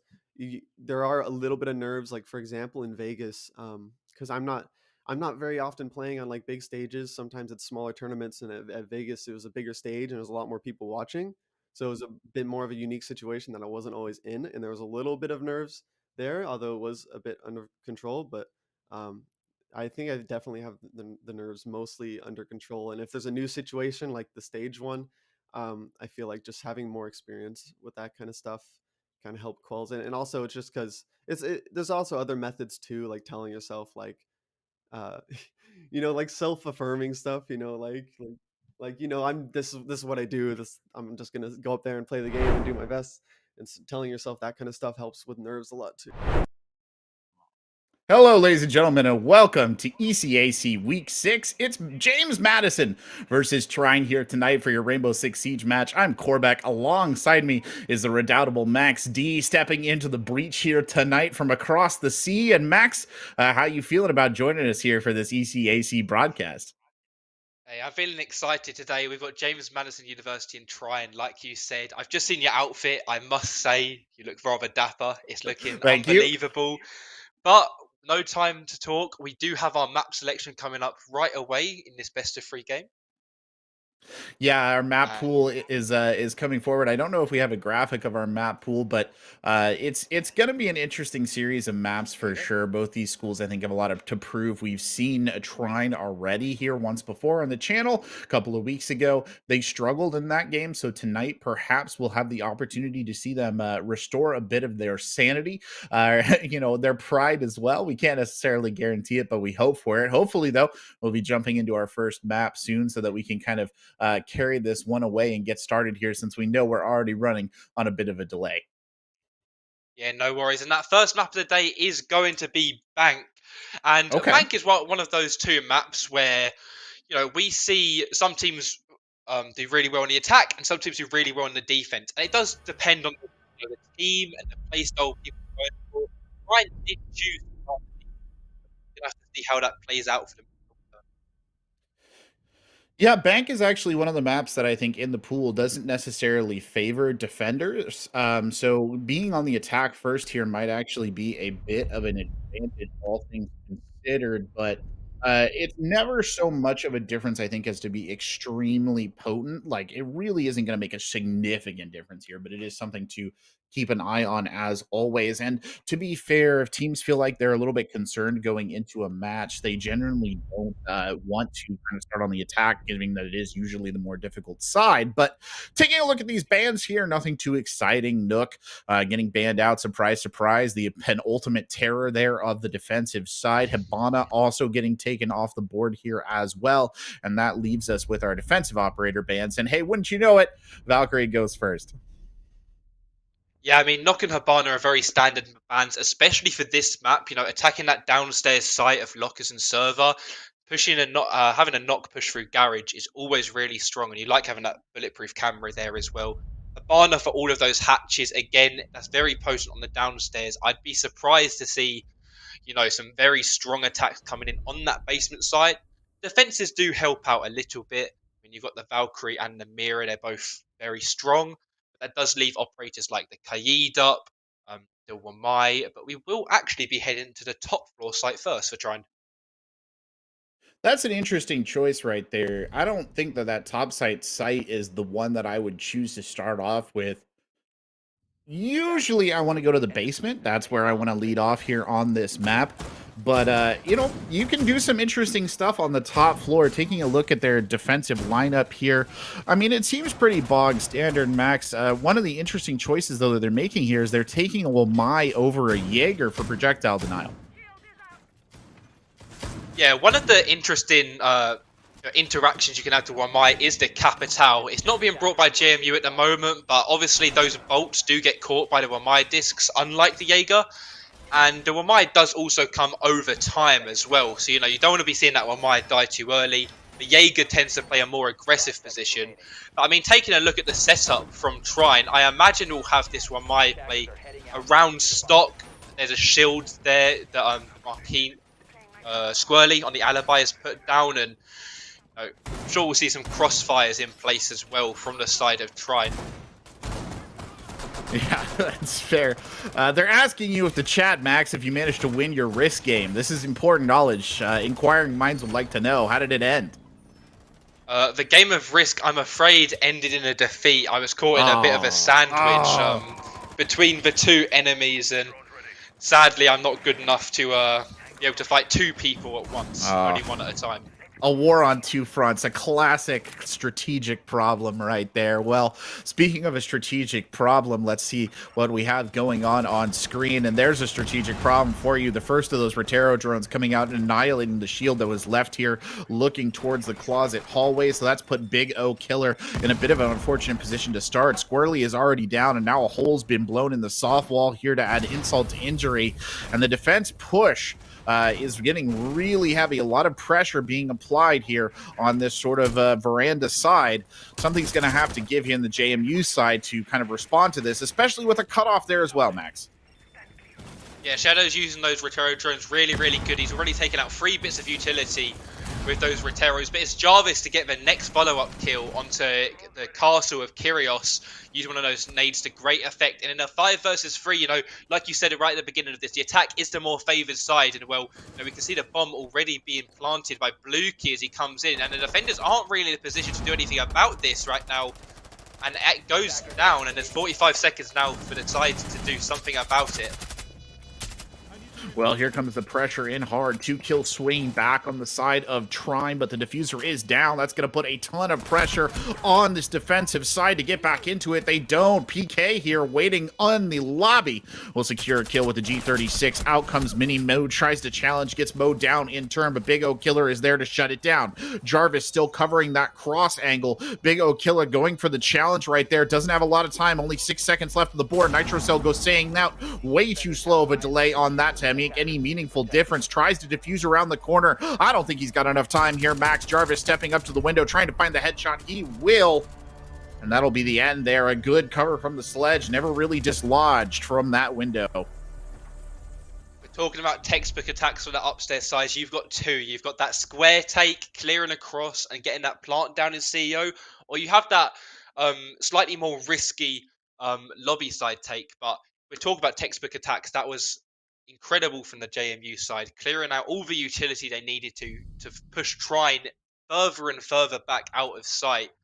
And, you know, I'm not surprised to see that Trine are going to try their hands at a different site, this time being my preferred site out of those 2, the lockers and server site in the basement. Yeah, this is the site that I would start off with as well here. I actually really do not care for that top floor bomb site at all. I would honestly almost consider playing staff area before I'd go up there, but it was a bold effort by trying to come out leading on that. So better now to shift down here and hopefully secure a round win. Yeah, of course. I mean, trying to go for this sort of roam setup. They've got the castle. They have that Kaid that I previously mentioned as well. He'll be really good for the hatches. We don't see a Thatcher brought out from the attack, but, you know, with this most recent meta coming out with the EMP grenades, Thatcher has seen a decline in play. His ban rate is still, you know, up there, you know, with like the knock and other hard breaches, but you know, they're not bringing EMPs either, so that Kaid might prove a bit of the problem, but we can see most of the hatches have already been opened from the side of Shrine, and that's to stop this direct take that we can already see JMU going for, as Havoc's already pushing his way into sight. Yeah, in comes the push now. It's Havoc, yeah, walking in. I mean, this is too much free real estate here, an unacceptable level of free real estate if we're being honest, and they just have no idea. Secures the first kill, swings back into the garage. It's a double kill for Havoc. Well, he's having a wonderful time and living up to the name as well. Blue Key coming in and planting here, and the Shrine defense has just been gutted here. No cover whatsoever. Squirrely down now. A little bit of a challenge coming in. Big O Killer caught in the crossfire. That leaves Kyrios Mars up here on the top floor, covering from the hatch, but only 32 seconds left on the clock. What can the Alibi really do? Can secure 1 kill at least, but you gotta get, what, 4 more here? And this situation is not favorable whatsoever. Rotates back to the other hatch. 20 seconds left on the clock, gets another kill. I mean, at least they're stacking up some bodies, but they've got to drop in eventually. Here comes the drop, heading in towards the diffuser. It's covered from multiple angles. I think 1 in the sewer and 1 up above. That's not enough. PK coming over the top there, securing the kill with the SMG-12. Again, that's an absolutely incredible attack from JMU. They just took control of server and CCTV so quickly, and we saw that smoke with his shield in red. He was that key. He was the pin of that round, holding everything together for Trine. If he dies, there is absolutely no way to stop that Osa plant coming down in server. And Havoc just took that opportunity to just crouch walk in, a little bit of a ratty play, a little bit sneaky. But he does get away with it, and you know that it turns out unreal. And you know that attack could have fallen apart so quickly if there was just a bit of awareness really from the defense. But Havoc taking full advantage of that, and that's a second round for JMU. They're looking really strong on this attack so far. Yeah, they are. It's the kind of thing where that just shouldn't happen. You know, like, I don't know what else more to say about it. You shouldn't be allowing anyone to walk into the site basically for free, right? And it's just a critical lack of functioning coverage right there for the defenders to allow that to happen. And, you know, you let it slide, and your opponent, they're just going to take that and run with it, Max. Why wouldn't they at that point in time? You're giving them stuff. They're going to take it. It's like a kid on Halloween collecting candy. Hey, typical of the trick-or-treat weather, you know, Trine, they've just been handing out treats to JMU, just giving them the openings that they want, and I can't blame them. JMU have seen these openings really, really easily. It would have been interesting to see if JMU went for the same attack, if there was a more anchor defined setup from Trine, but yeah, I mean, nonetheless, it was played incredibly well from JMU in that situation, and they have decided to go back to that upstairs site. They're going to have another go at it. It looks like the exact same setup from both sides. Well, you know what the definition of insanity is. I'll give you, I'll say doing the same thing, expect a different result. So, I don't know. Jarvis already setting up coverage on the window here. I hope they've got somebody in line for that. Instead, he's just going to take out what I believe was a bulletproof camera. No, it might have been a Jaeger system. I'm not sure exactly what that was, as Jarvis just sets up. Not quite the cross angle he had last time, but still a pretty effective one leading out to the balcony area. And it's a little bit slower attack by JMU, not quite the pressure that we saw last time. I think they're waiting for Shadows to get into position to start rolling these Rotero drones forward. A little bit of a hiccup right there, but the fate of the shield is the same. That shield has been gone, and it's rather than the Wamai or the Goya that we saw from last time, Skirly on that Alibi is playing that position. And at 1.5 on the that MX4 Storm is a nasty weapon. We see players at all level taking full advantage of that weapon. He's going to be playing this position rather aggressively, even without the shield. But like you said, this is a slower attack from JMU. They're taking a bit more of their time to work out how they can, you know, dismantle some of the positions from Trine. They do have that Jaeger playing in the janitor closet, and they are going to start engaging on him as they push into square. But Big O Killer, he does get that opening kill into Shadows, but that's not going to stop the rest of them pushing in. And in fact, the bomb is going down right in CEO, and JMU, they've just done it again. They just walked straight in, and no one's been able to stop them. It is a 1v3 right now, and they're going to try and jump to go for this engagement. It's scrappy, but Jarvis pulled up a nade at the wrong time, and the Wamai of Mini Mumau is able to trade it off between the two of them. And this leaves just the downed but not out Havoc, unable to do anything. I'm not sure Trine are aware of this, but they have plenty of time to go for this bomb. And a scrappy round, to say the least, ends up working in the favour of Trine at the dying seconds of that. It didn't look good. Well, the critical error right there again, Max, is that they just didn't secure the site. This is the same thing that happened on, like you said, on both of these sites. They just have no presence on the site itself, which means that the members of JMU are just kind of walking in and getting the plant down. They're fortunate, I think, in that circumstance that it worked out the way it did. If Jarvis hadn't pulled that grenade at the moment that they pulled it, I think that very likely would have ended with a JMU win again, because the coverage would have been there on the window. But unfortunately, they got in that weird, sloppy, I have a grenade, you have a gun situation or whatever on that jump out as well from the Wamai. Just an absolute mess of a moment. And they were salvaged a little bit like that. So I think they kind of got lucky on that one on the side of the trying defense, but they have to adjust to this glaring weakness that they're demonstrating. Yeah, that weakness does seem to be sort of their intel gathering. I mean, I don't think they had the echo on the board. That was the key issue from that previous round that didn't really get to see used. They had an echo on the board. They could have denied that plant, they could have called it out, and yet they didn't. And that allowed JMU to get that plant down. And even though they won the round, in the previous rounds, we haven't seen so much intel brought out. Now we see this same setup from Trine coming out, this big extension across the middle floor, through open and archives, the castle setup, the Kaid again. There's no intel. There's no intel on the side of Trine. They've got prox alarms, and that's it. And it's going to allow JMU to yet again set up this aggressive and quick clear through server with the Osa. Yeah, indeed. Well, I mean, I think that they're a little bit wiser now to the speed that JMU is willing to exercise, and you can see that they've already set up a defensive point for it here. Havoc might be sort of the lead-off hitter on this one, but this is by no means secure, and the guns of Trine are already facing the right angle. Not sure why Minimu has the pistol out. That might be a little ambitious, and indeed it will be. We'll switch over to that Mini-AUG instead as they sort of tighten up the screws here and wait for Blue Key to make a move. Now the adaptation is on the side of JMU. Yeah, JMU, they have set up the same setup that they had before, and it is the setup they clearly want to go for. I'm worried. I mean, they've still got the smoke is on the board. There is no Havoc in the middle of sight, creating carnage, and those impacts from Curious Mars are now being used to clear the Osa shield. And Jarvis has his other one in server, but not one where they had before, to help Blue Key go for that plant. And they haven't done anything to clear this roam out yet. Curious Mars on this hatch is going to be the key figure, I think, in this round to stop this plant go down. If they don't do anything about it, this will fall apart very quickly for them. Yeah, Kirio's still watching that angle very tightly, but I mean, 1 minute and 20 seconds left here, and it doesn't appear like JMU has really made any significant inroads. Squirtly here, I think, trying to challenge just a little bit, actually whips out the camera to get just a tiny bit more intel on this 1v1 in the garage. A couple of ups and downs right there, but neither side really establishing anything close to a firm control either way. Still waiting to see what will happen. Blue Key's just going to go ahead and force the issue.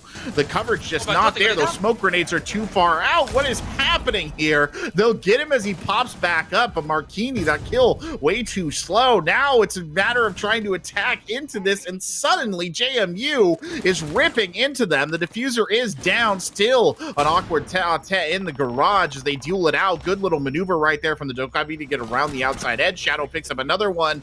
Curious Mars drops out and picks up a kill of their own, but that's not enough. 20 seconds on the board. Havoc swinging back in. Curious Mars lit up from server, and once more James Madison University slips under the net and gets the plant down, that time while they were being watched. Max, my mind has been absolutely blown from that round. JMU were in no position to go for that plant. I mean, that default plant on the server wall, one where you kind of like you back it in slowly, you kind of plant right on the edge of the wall. That plant was covered from the hatch, so they had to plant at the end of the server. And Smoke had the line of sight for it. Smoke had the exact line of sight to cover up that angle, to stop the plant. And yet, from the bird's eye, we can see that Marquini on the smoke just wasn't shooting him. There was two of them able to see him on that plant, and yet Bluekey was able to get that plant down in the most suicidal of positions, you know. An absolute steal within a round from JMU then. Trine, I have no idea how you've let that slide. Yeah, I don't know either. That's complicated that they've allowed that to happen every single time. And I've been trying to figure out, you know, exactly what the critical failure is. Like, what's the problem that's allowing them to do that? And part of it, I think, is just sort of a lack of situational awareness, right? Like, I don't know how they managed to get the thermite in there. Somebody should have seen that, right? So either you're not covering it from the right angle or you're not really paying attention. And then to kind of add you know, the cake of shame here, another layer of icing onto it, they should have prevented that with smoke grenades. The fact that they overthrew those smoke canisters twice is that is not great. You got to be a little bit sturdier there on the anchor position. I mean, we're talking about cake, we're talking about sweet treats, and you know, you can tell it's Halloween, can't you, Corbeck? The clear from JMU is going to be coming through now, and it's not that server take with the Osa we're looking at now. It's actually going to be a roam clear from the top floor, and you know, they're going to try and actually clear out this top floor, as our wonderful observer shows us now, and they're going to work their way down into open and archives. You know, Kyrios Mars was that one player that was stopping them go for that default plant that I think, you know, was being considered at one point. If they can clear him out from that position in open, there is not really anything stopping them from going from that default clear again. I mean, there's a little bit of utility, like the Maestro Camp, the smokes, but you know, if they work at a reasonable pace here, like we see them going for, you know, they should have plenty of time to go for this.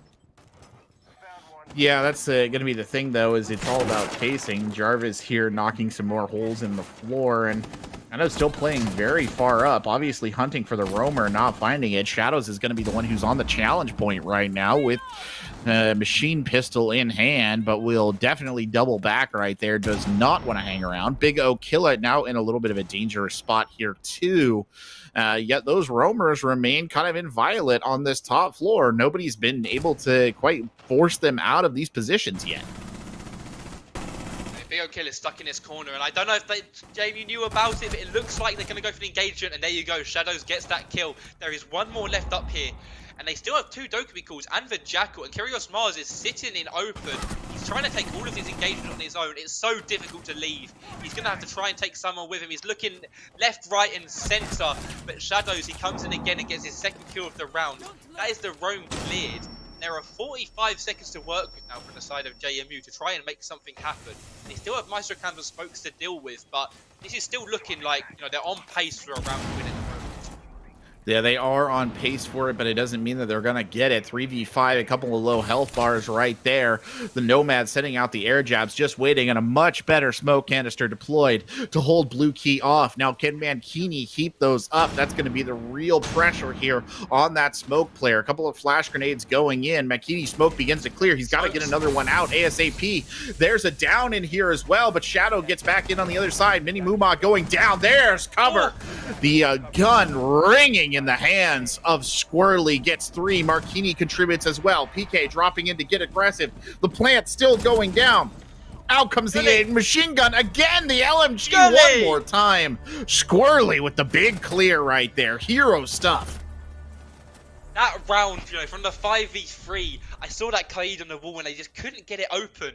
And they had to funnel in through the door. There was no time to rotate back up and drop the hatch at that specific moment. And those smokes were coming out. And, you know, for a second, Trine looked like they were going to win it. And then it flipped to JMU as a 5v2. But Skurly on that LMG, he just rains his bullets straight through that long line of sight they had set up, and he wins the round for his team alongside, finally, some properly used smokes from Marquini. That was an excellently played fight, 2 versus 5 from Trine to get the win, and a 1v2 to finish it all off as well.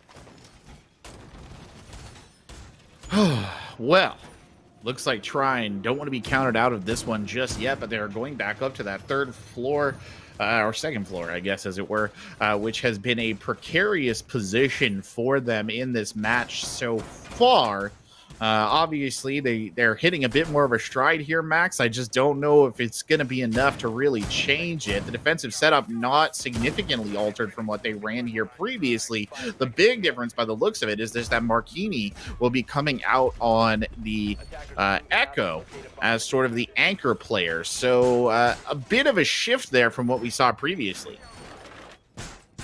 Yeah, I think we saw the Echo brought out in round 3, I believe it was. It was the adaptation that Trine made from their first time going to this site, where they did fail to win it, but they then proceeded to win it with the Echo. It wasn't the Echo that won it for them necessarily, but I'm sure the Intel would have come in big. But the clear from JMU is looking very similar to that previous round.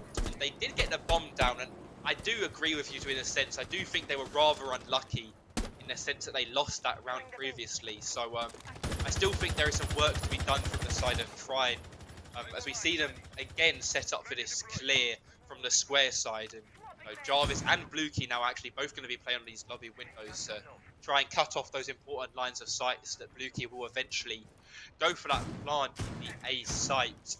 And as I said again, the utility from Shadows, his use of the Flores has been amazing. He's cleared that shield for the 3rd time in a row. No issues, There must be something they can do about it, surely, like a mute, but it's not an option Trine have gone for on this time.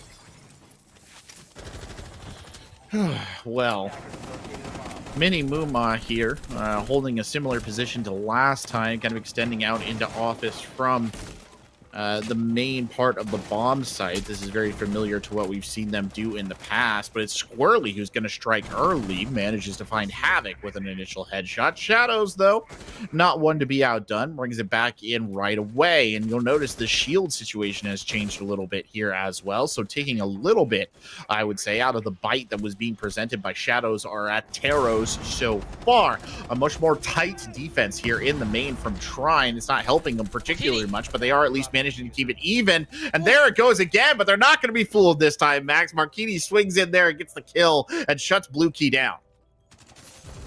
Well, it wasn't the sense of the Echo I was hoping they would use, but he does get it to work. And what it did turn to a 1v2, Mini Muma now, he's got one to fight. He killed Jarvis, he got another on Shadow, he jumps in for Banana, and he gets the kill! And the 1v2 again from Trine comes out. These rounds have been ever so close and back and forth between the sides, and it's showing in the scoreboard now. It's 3-all as we switch sides and see Trine now go on the attack. But that's a back-to-back clutch now from Trine. Both 1v2s, both very close rounds, and I can't really tell you which direction this game is going to go. It looks like potentially this could be heading towards overtime.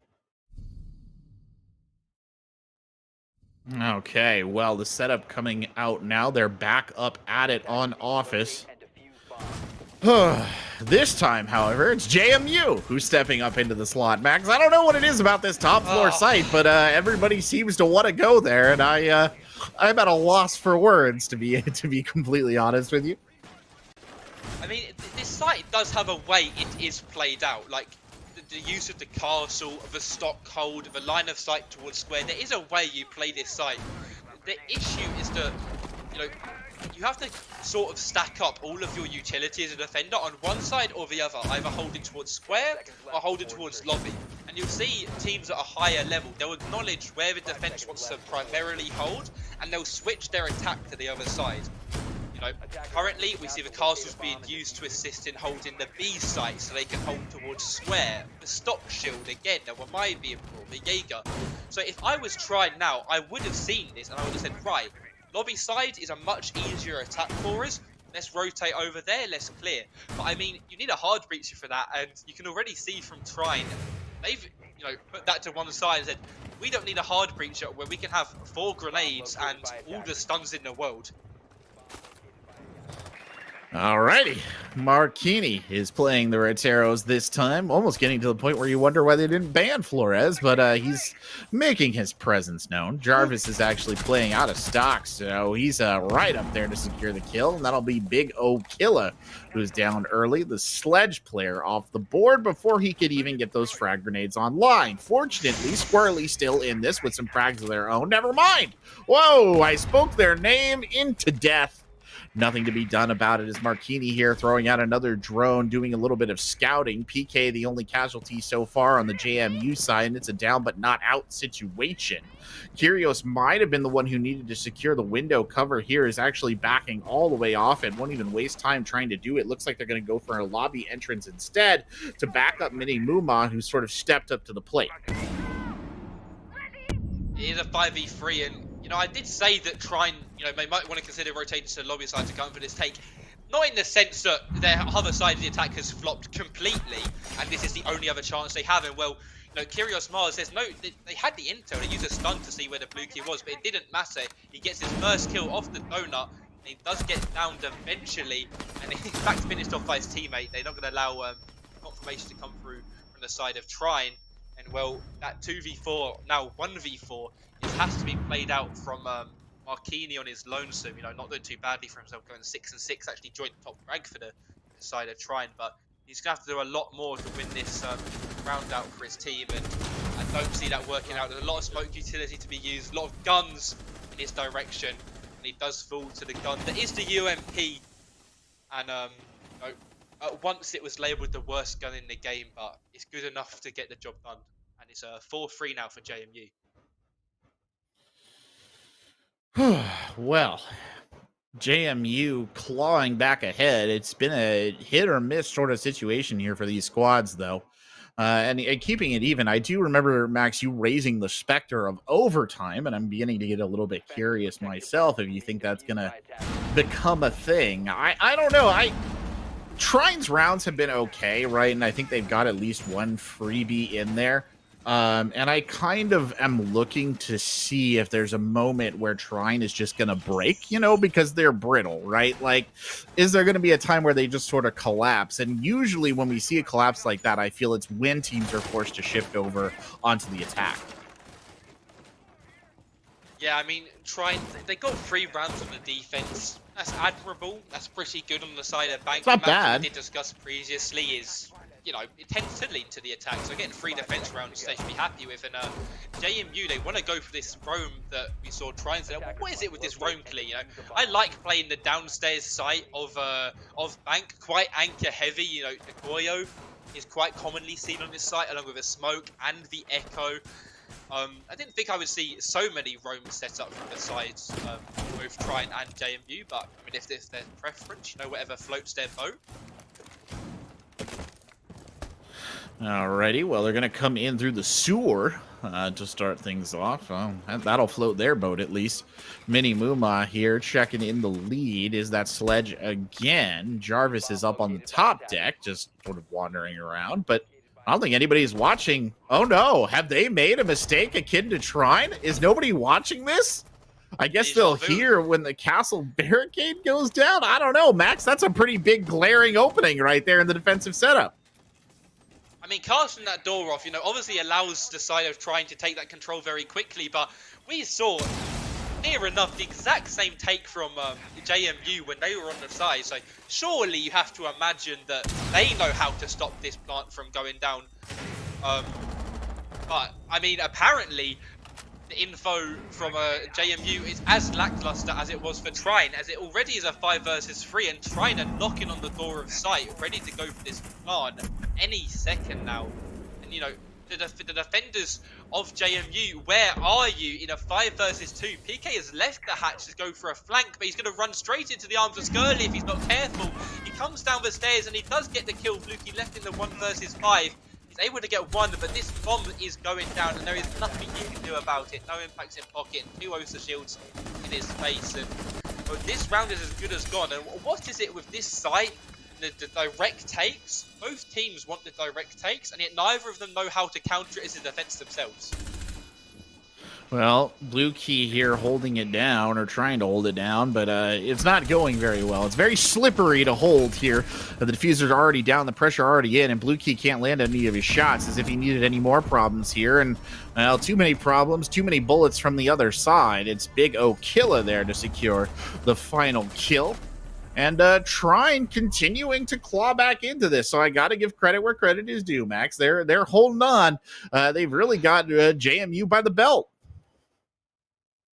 I mean, Clawing back is the polite way to describe what's going on here. I feel like it's more the string is being fed down slowly into the cat's hands as he tries to knock it around. And,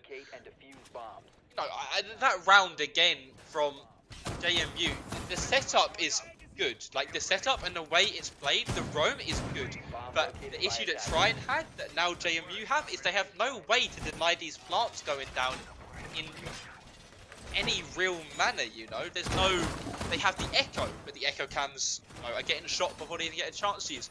They had the smoke from the other half that was being used, and those smokes weren't even landed in, you know, the remote zip code of the area where the plant was going down. And it's nice to see that one of these middle sites will be played out by JMU, and I'm just hoping that the site setup will be strong enough to stop trying just waltzing their way through site. We'll have to wait and see for that one.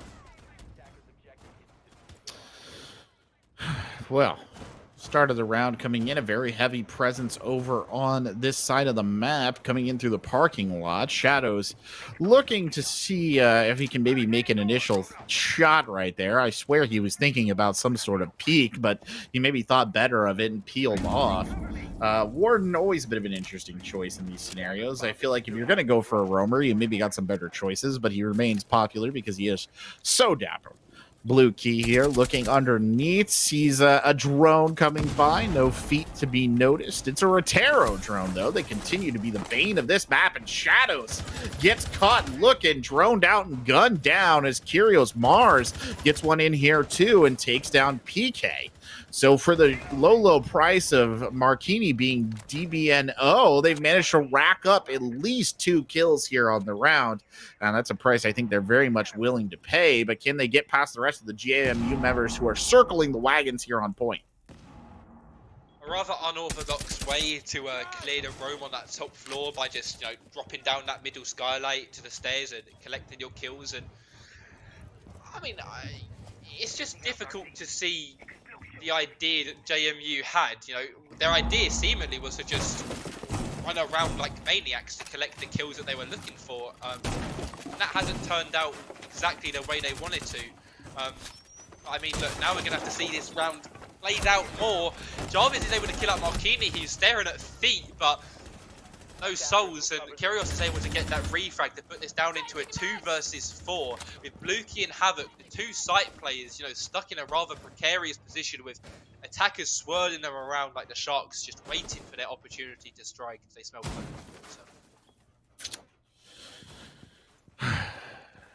Bit of a pacing moment here in the attack in this 2v4. The defenders obviously with the significant advantage here, or I should say the attackers with the significant advantage. The defenders in a bit of a rough spot. Blue Key backing up here. Blue Key managing to secure the kill on Kyrios Mars before being driven out of the position. Now Havoc chiming in with the Alda. Okay, JMU, I see you. You're not done yet. You've just managed to turn this into a 2v2. Mini Muma now pushing in towards the cafeteria. We'll see if the sledge is a little hungry right there. He is a little too hungry. Bites off more than he can chew. And now a dangerous situation for Big O Killer. He's got the skills. Can he pay the bills? I just don't know. Dropping back in on the cafeteria door where his teammate died. No good reaction, but Blue Key just waiting and rips him apart with the UM45 as he walks in. Coolbeck, I don't really know how to describe what I've just witnessed in front of my eyes, in front of my very eyes. I've been able to watch it twice because, you know, I guess I'm here on the controller, showing us what to see and then watching it myself and what to say. I mean, look, you're in a 2 versus 4. You have so much potential vertical to make, and yet trying to allowing themselves to get picked off 1 by 1. And in a round, they've taken top control in 2 minutes, which is incredible. You know, that's like professional tier time management, taking that sort of clear. You wouldn't even see the pros sometimes get through the map that quickly.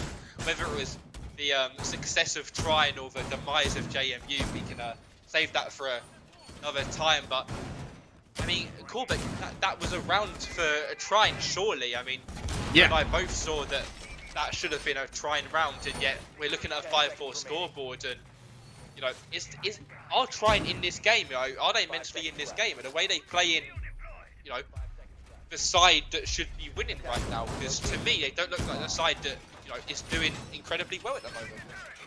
No, and I actually agree with that 100%. It's a question that comes up so often in these collegiate games, right? It's just sort of like mindset and focus. And in this scenario, I think Trine, they've been doing well, right? We're going to give them credit for holding on, and I did, but I think their mindset just wasn't there. I think they were so inflated by the fact that they were on a 4v2 that they didn't actually strategically think out how they wanted the 4v2 to play out, right? And this is an issue that I think a lot of less experienced teams or lower tier teams, and that's not a knock, that's just the truth. I think that's something they really struggle with, Max, and in this case, I think they really struggled at your IGL, your team. You have to be talking and planning and strategizing all the time. It's not like you just secure a certain number of kills and suddenly it's easy street, right? Even in a 1v4, you should still be talking that around. Yeah, talking, being vocal, understanding what the end goal is of a team. I mean, even in a 5 versus 5, you still need to know that at the end of the round, what are you going to do? How are you going to end a round? And it's exactly the same in a 2 versus 4. Trine's goal in that round wasn't to just let's throw ourselves into the grinder and let ourselves be killed by 81 bullets that's being held by the Maestro. It was to make something happen. And well, Trine, they're going to have to do this round again on the upstairs site. And well, we do see the repel from Mini Mubar, but Shadows, he sends himself flying out of a window. He's going to try and make his way to dirt. Can he make it in time? Looks like he's just going to get down in the nick of time. And, I think that was Marquini trying to shoot at his toes. He wasn't able to get the kill, and Shadows will live another day, That's crazy to me, and we are going to have to see Trine, maybe put another person on that window, another person holding it as they try and finish off this round and go for the rest of the clear, as they are split up in this 2-and-2 formation. Very bold play from Shadows, and now the real killing business starts. Squirrely clapping in with 2 right there. Immediately traded back on the other side, though. Shadows holding it together. A 2v2 now on the board. Big O'Killa and Kyrios Mars pushing forward. Big O'Killa checking multiple angles here on the Nomad, waiting to see if anybody is in the immediate danger area. The defenders playing very tight against the wall. They've got some red pinks in. Big O'Killa, though, will secure the kill onto Havoc. And it's all down to Shadows, who comes working their way back in. SMG 11 in hand. He fires a burst from the SMG, but it betrays him right there in a critical moment. Shadow's now rotating around. He's got cover coming in from an opposite direction. Good, clean kill there with the SMG 11. The quick reload, holding out in the hallway, pushing in now. And this is a dangerous dance indeed. 14 seconds left on the clock. It behooves the attacker, Big O'Killa, to try and get back in. Their health is so perilously low here, though, that it really only takes one misstep. Just a handful of bullets, and they'll find the handful of bullets. Shadows knocks the Nomad as they come in through the breach. I would just like to ask you a quick question, Corbeck, about how that round has played out in the end. Did you see the that piece of utility the attackers had that was placed on square that could have potentially given away Shadow's location before then? Well, did they have a drone there? I'll admit that I did not catch it. You have a much better eye, I think, when it comes to stuff like that. See, there was a drone on square looking at the stairs that Shadow walked up. That Shadow's actually shot to continue making his way up the stairs, and at least from the HUD that we can see, it didn't look like any members of Trine were actually looking on that drone. And maybe that's just the HUD playing tricks on us, but you got to think about that. I mean, it didn't look like they had any idea. Big O'Killa's run halfway across, the whole site to go there just for Shadows to put in 1 HP. They didn't have the bomb in their hand. If they wanted to play that any better, they could have played, hand in hand to have a refrag. But he's only got an SMG 11. There's not much ammo in that gun for multiple engagements at once. And yet, Shadows has played that remarkably well, given the situation he was in, to actually collect both those kills and get JMU onto match point, which now means we're going back to the basement, the site that we saw, mixed results from both teams, let's just put it nicely. Yeah, that's a good way to put it. Where the Osarin server has been the linchpin of every defense so far in this basement, bar one. Attackers have located a bomb. That's very true. Just back to the basement we go. And if you're wondering why I said Max has a better eye for that, there are those of you at home who might not know who Max is. He is one of the most, I would say, experienced and competent observers for R6 Siege. In what, T2, Max? Is that where you are? You haven't done any T1 stuff, have you, at this point? I've observed T1 teams, but not T1 okay, but not as a T1 region. event. Yeah. Yeah, Max is brilliant. So he sees a lot of Rainbow Six Siege gameplay at a wide variety of levels. So if he sees the things that nobody else does, that's part of his job. So I appreciate you picking out that drone, because we would have missed that very, very good bit of insight that you provided right there. Unfortunately, no insight to be delivered here for Squirrely, who's already DBNO'd, or for PK, who lost about 75% of their health, but I'm sure they're happy with the trade. Vis-a-vis Squirrely being knocked down. What is this mini-move on? No! No! Point blank gunfight right there, and it goes all sorts of wobbly here for Trine as Big O Killa gets caught as well. And that 5-3, Max, that might doom the round here. Oh, I never thought that I would say that the reason that this game falls apart is just due to a lack of mechanical skill and self-awareness. As awareness. Kyrios Mars. Oh, is awareness the right word to use it? Let's be completely honest. I mean, it's just, you know, a bit of mechanical skill was lackluster there. A bit of awareness was lackluster. Trying, they wanted to go for this direct take, and all it's taken is one hatch to be open.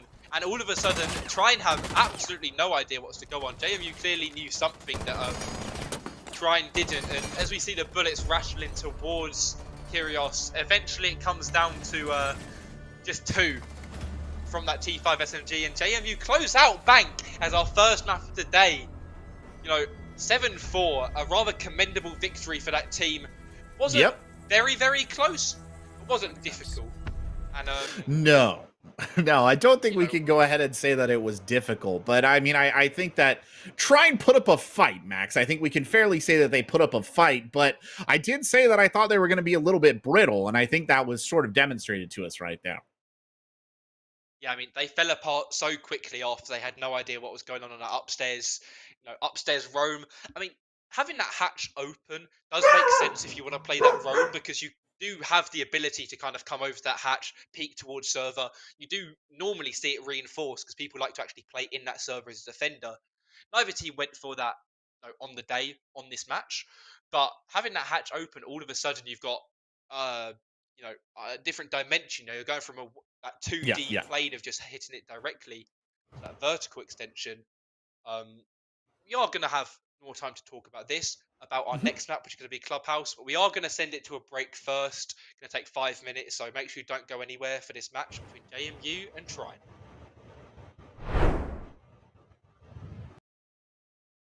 As a coach, do you tell those things to the people that you're coaching as well when they're nervous?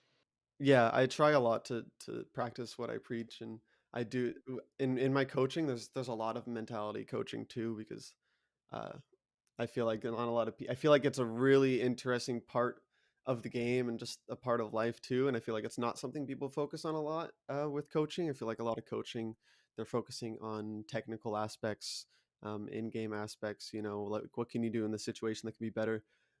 But sometimes like mentality comes first, and they're not going to be able to make those steps and make those leaps without like making a change in their mentality first, or at least trying to make an improvement somewhere there. And there's a lot of different like perspectives for it, but yeah. I really admire your mindset. That's really cool. A lot of the Thank gamers you. that I've talked to are like aggressive. It's Thank you. really cool to hear that. Switching gears a little bit, how do you feel about the CECC? What do you think about it, and do you think your team will go to Atlanta? So far, I think it's been good. It's been fun, and I do think there's a very high chance we would go to Atlanta. With my mentality, like I was talking about before, sometimes I just go into it and I'm like, okay, I'm just gonna do my best and I'm gonna play, and that's really what comes down to it. But I am really confident in our team's ability. I think we have a really good set of guys that put a lot of work into it. So I'm very confident that we would likely go to Atlanta. But if it doesn't happen, it doesn't happen. Then I just go from there. Well, those are all the questions I had. So, is there anything else that you want the world to know about you, or anything that you would like to end with? I don't know, for anyone watching, like just try to find like a balance like in life, and try to find like who you are truly, and like follow that passion. Because just for like reference, I worked somewhere for 3 years, and then I felt like I wasn't being called to work there anymore, and like Smash was something I always cared about and always wanted to do. So I quit work, and with the money I had saved up, I pursued Smash for like a year and a half, and like that phase just kind of ended. And I don't regret it. I don't regret it at all. Like I wasn't like making a lot of money through it, but it was something I was passionate about, something I wanted to do, and I'm really glad that I did it. And I hope that other people can consider like following their passions like that, but also with proceeding like with caution, doing what is available to them, and just finding like who they are and what makes them happy, I guess. Thank you so much again for your time and doing this interview with me. I really appreciate it. Okay, thank you for having me.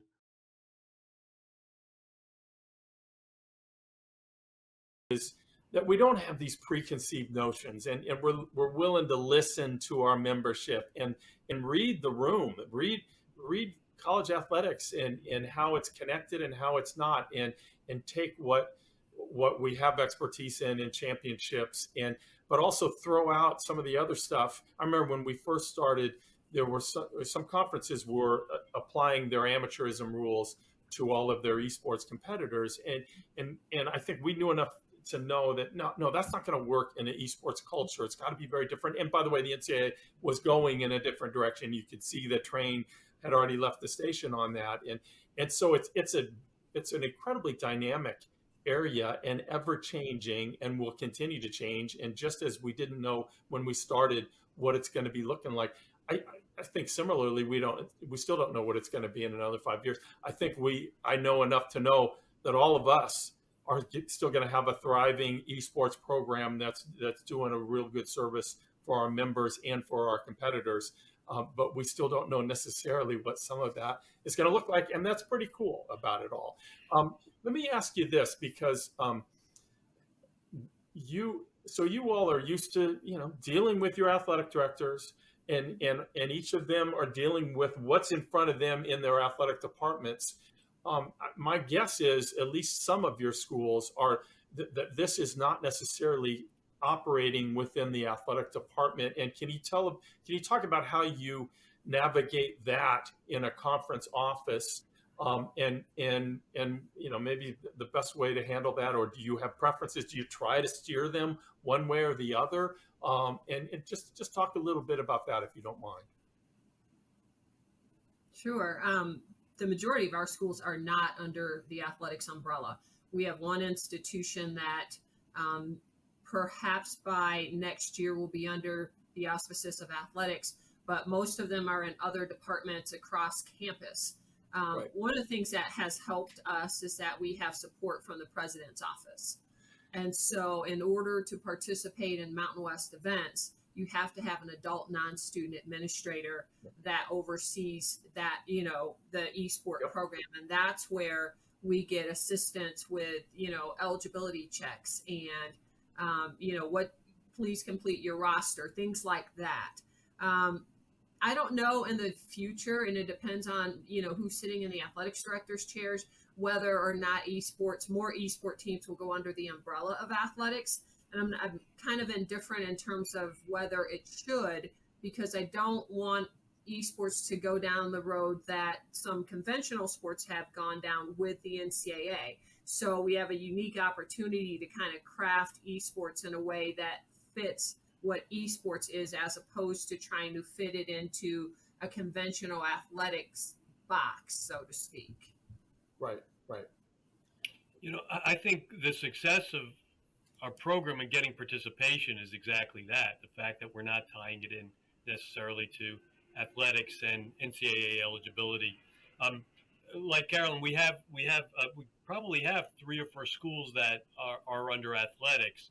And I know it puts them in a difficult position sometimes trying to make some decisions. I got a request recently to consider allowing part-time students to participate during this year, because some schools struggle sometimes to fill out all the games that they want to play with us. And we held off on that for now. We defer to the institution and say, what's your policy for those that are under student development or activities? What's your policy for allowing students to participate? And if you certify that they're eligible under your current policies, then that's good for us. I also think, and I was part of some of the conversations early on with the NCAA years ago about the NCAA getting involved as a Division II representative, and I was crossing my fingers that wouldn't happen, just because I think this needs time to grow, and expand. Can I ask a question, because you mentioned part-time enrollment, and one of the things that we've done here is that as a conference, we've just set eligibility standards, full-time enrollment, making progress towards your degree as the institution defines it. Are you guys doing something like that as well? Because we've gotten that part-time enrollment question and we've said no. Yeah, no, I don't think we've gotten that far down the line, Carolyn, to ask for that. I think we kind of put it on the institution, but we do say that the student has to be a full-time. Now, they could be a full-time grad student, but they have to be full-time as from what the institution decides. Yeah, our eligibility requirements are just as simple as can be. You have to be a full-time student in good standing. Yes. And after that, and that's about it. Now I think we wanted as few impediments to getting this thing rolling as possible in the outset. I do think as schools get more competitive, they will start to distrust one another, and that's why we have this 500-page NCAA manual, because schools distrust one another. But we're not there yet. Right now there's still a collective. Let's move this forward, and the fact that the NCAA is not administering it, I think, is really helpful to the growth of it all. And yes, we allow grad students. We don't even have a 4 or 5 year clock. If you are full-time enrolled for 10 years in good standing, you can do. And why not? Why would we not say that that's okay? Now, eventually, like I said, we may change our minds if the schools require it. They say, no, this is crazy. Look what they're doing over there. We don't like, but I think we're still a long way from that. Alex, do you have anything? Yeah, I mean, I echo everything that really Carolyn has said. You're gonna have to forgive me. What was the original question? It's been a minute. I know. I'm sorry. Well, just kind of what you set out to do, and then what maybe the realities of it all. And there's so many other jobs as well that can translate out of this experience in esports. The only path is not just as a player. I think all of us are representative of jobs in esports, but it mirrors traditional sports in pretty much the same way. You've got broadcasters, you've got production people, you've got marketing and sales, and now NIL and things like that. But really, esports is kind of a great accelerator for a lot of new businesses that are coming up in the metaverse and Web3, and there's a lot of new technology that is going to be needed. And so these STEM students that are also esports athletes are really the future workforce and leaders of tomorrow. And us, as well as all of our brand partners that we work with, really recognize this. And I think that's really, a key driver of why brands are in this space. They want to be part of building that future workforce and leadership and shaping it and supporting it. So, yeah, it's been a very interesting space to watch. And we offer such a big, we offer such a big counterpart to traditional sports also, because it's a counterpart, but it's also the same, is what I'm trying to say. Because when you're traditional sports and they're done after their 2-a-day workout and they're done after their practice scrim, they're coming home to play Call of Duty and relax.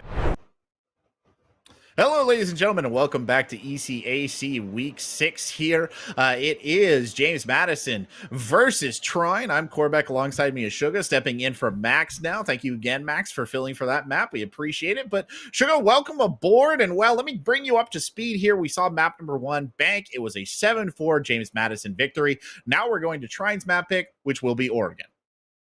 Ooh, Oregon.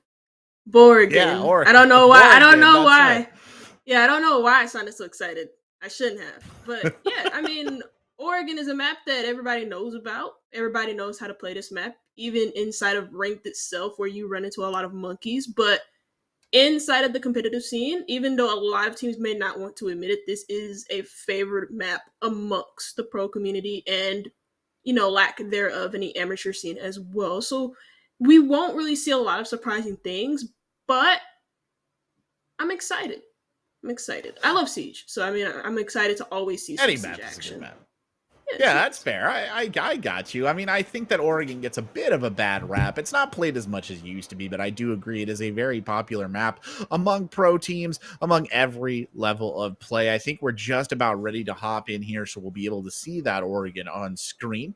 Obviously, a little bit of a defender-sided map. Again, Bank was a little bit attacker-sided. Didn't really boil out that way, though, at the end of the day. Trying just looking a little too inflexible and kind of getting caught out on a number of, I would call them, bad situations there. So it didn't really work their way. But looking now over towards the bans here on Oregon, I don't expect to see anything too revolutionary. I say that, and then Osa gets taken off the board. That's a weird one. I'm going to be honest. Yeah, I mean, this could be just because of the first floor sites, because that's usually where what she's brought for, and also on some kids executions. So I mean, that is a surprising pick. It's a rare one, but I'm not too shocked to see it at the same time because she is used on Oregon quite a bit. Flores is most definitely not an operator that I do not see that I don't see not banned a lot, just because of his ability to get rid of power positions on this map, and he's very useful on all 4 sites in almost every single map in the competitive pool as well. Mira is not a surprise, nor is Valkyrie, as they take out some of the crucial intel operators on the defensive side. Oh, well, I'll be honest. If Flores and an Osa is an interesting attack or ban phase, that means we still have Nook out there. Thatcher's still in play. Very powerful operators in their own right, though I feel like Thatcher has been kind of taken off the gas a little bit lately. He will make an appearance here, though. Marquini starting us off with the Thatcher, the oxygen background there as well to give him something to emulate. Meanwhile, on the defensive side, one of the defensive operators who obviously gets left in with this ban phase is Azami. Jarvis will be taking that over. A very impactful operator in her own right. And I'll be honest with you, Sugar, I almost would have banned Azami before I would have banned Mira, because I just don't think there's that many good Mira setups on this map. Yeah, I was thinking about like the bans and what could have been sacrificed over the other. I'm not too shocked by the Osa ban, as I am shocked by this primary site choice that I'm seeing here from JMU.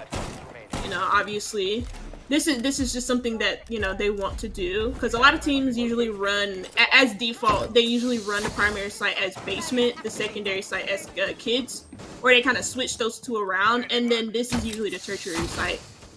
But yeah, going back to the topic of bans, I was thinking about what could have been sacrificed for whatever else. The attacker bans are fine. If you wanted to, you could have switched out the Osa for a Ying, but I don't know how trying to play. I feel like JMU probably do, so that's probably maybe a target ban towards them, or maybe because they want to run these first floor sites, Osa is just a priority for them. But Azami is a big one, too, for the defense. If you just leave her up, she's free to be played on these extensions, and she's free to just wreak havoc on your attack and waste so much time as well. And along with the castle pick, that could prove invaluable for the defense. Yeah, I agree.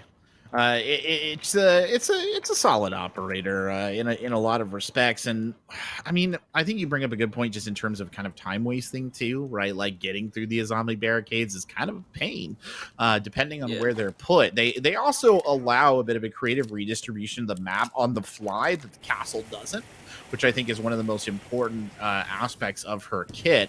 That said, a bit of a slow round here for us. And moving forward, Maverick already doing some work here, but not a lot to note. I'm very curious to see what Marquini makes of this Montaigne. I have the feeling they're putting pieces in place here, Sugar, but nothing really kind of coming to fruition just yet. Yeah, I mean, I think they're working on a pinch towards this top floor. I don't know if... Okay, no. That did hit on the doorway. For some reason, the outline the area of effect outline for the air jab just didn't calculate in my brain for some odd reason. But yeah, nothing's really coming to fruition here. They finally get this wall open on the lobby side of things towards this meeting area. Monty looking to grab some intel, maybe try and steal a plant right behind his shield and have somebody overwatch this. But at the moment, Trine aren't really acting or anything. There's no real clear coming out from them. The push seems very, very direct. Yeah, see? Yeah, oh my god. No. Oh my gosh, Blukey just point blank lights it up, a suicide bombing right there, because he did die to Squirrely. But, oh my goodness gracious. You hate to see it. 4-3 now, 20 seconds left on the clock. Desperate moment for JMU. Oh, Shadows walks right into it. And that's going to make things a little bit harder for the defenders here, but the attackers, they've got to get something going.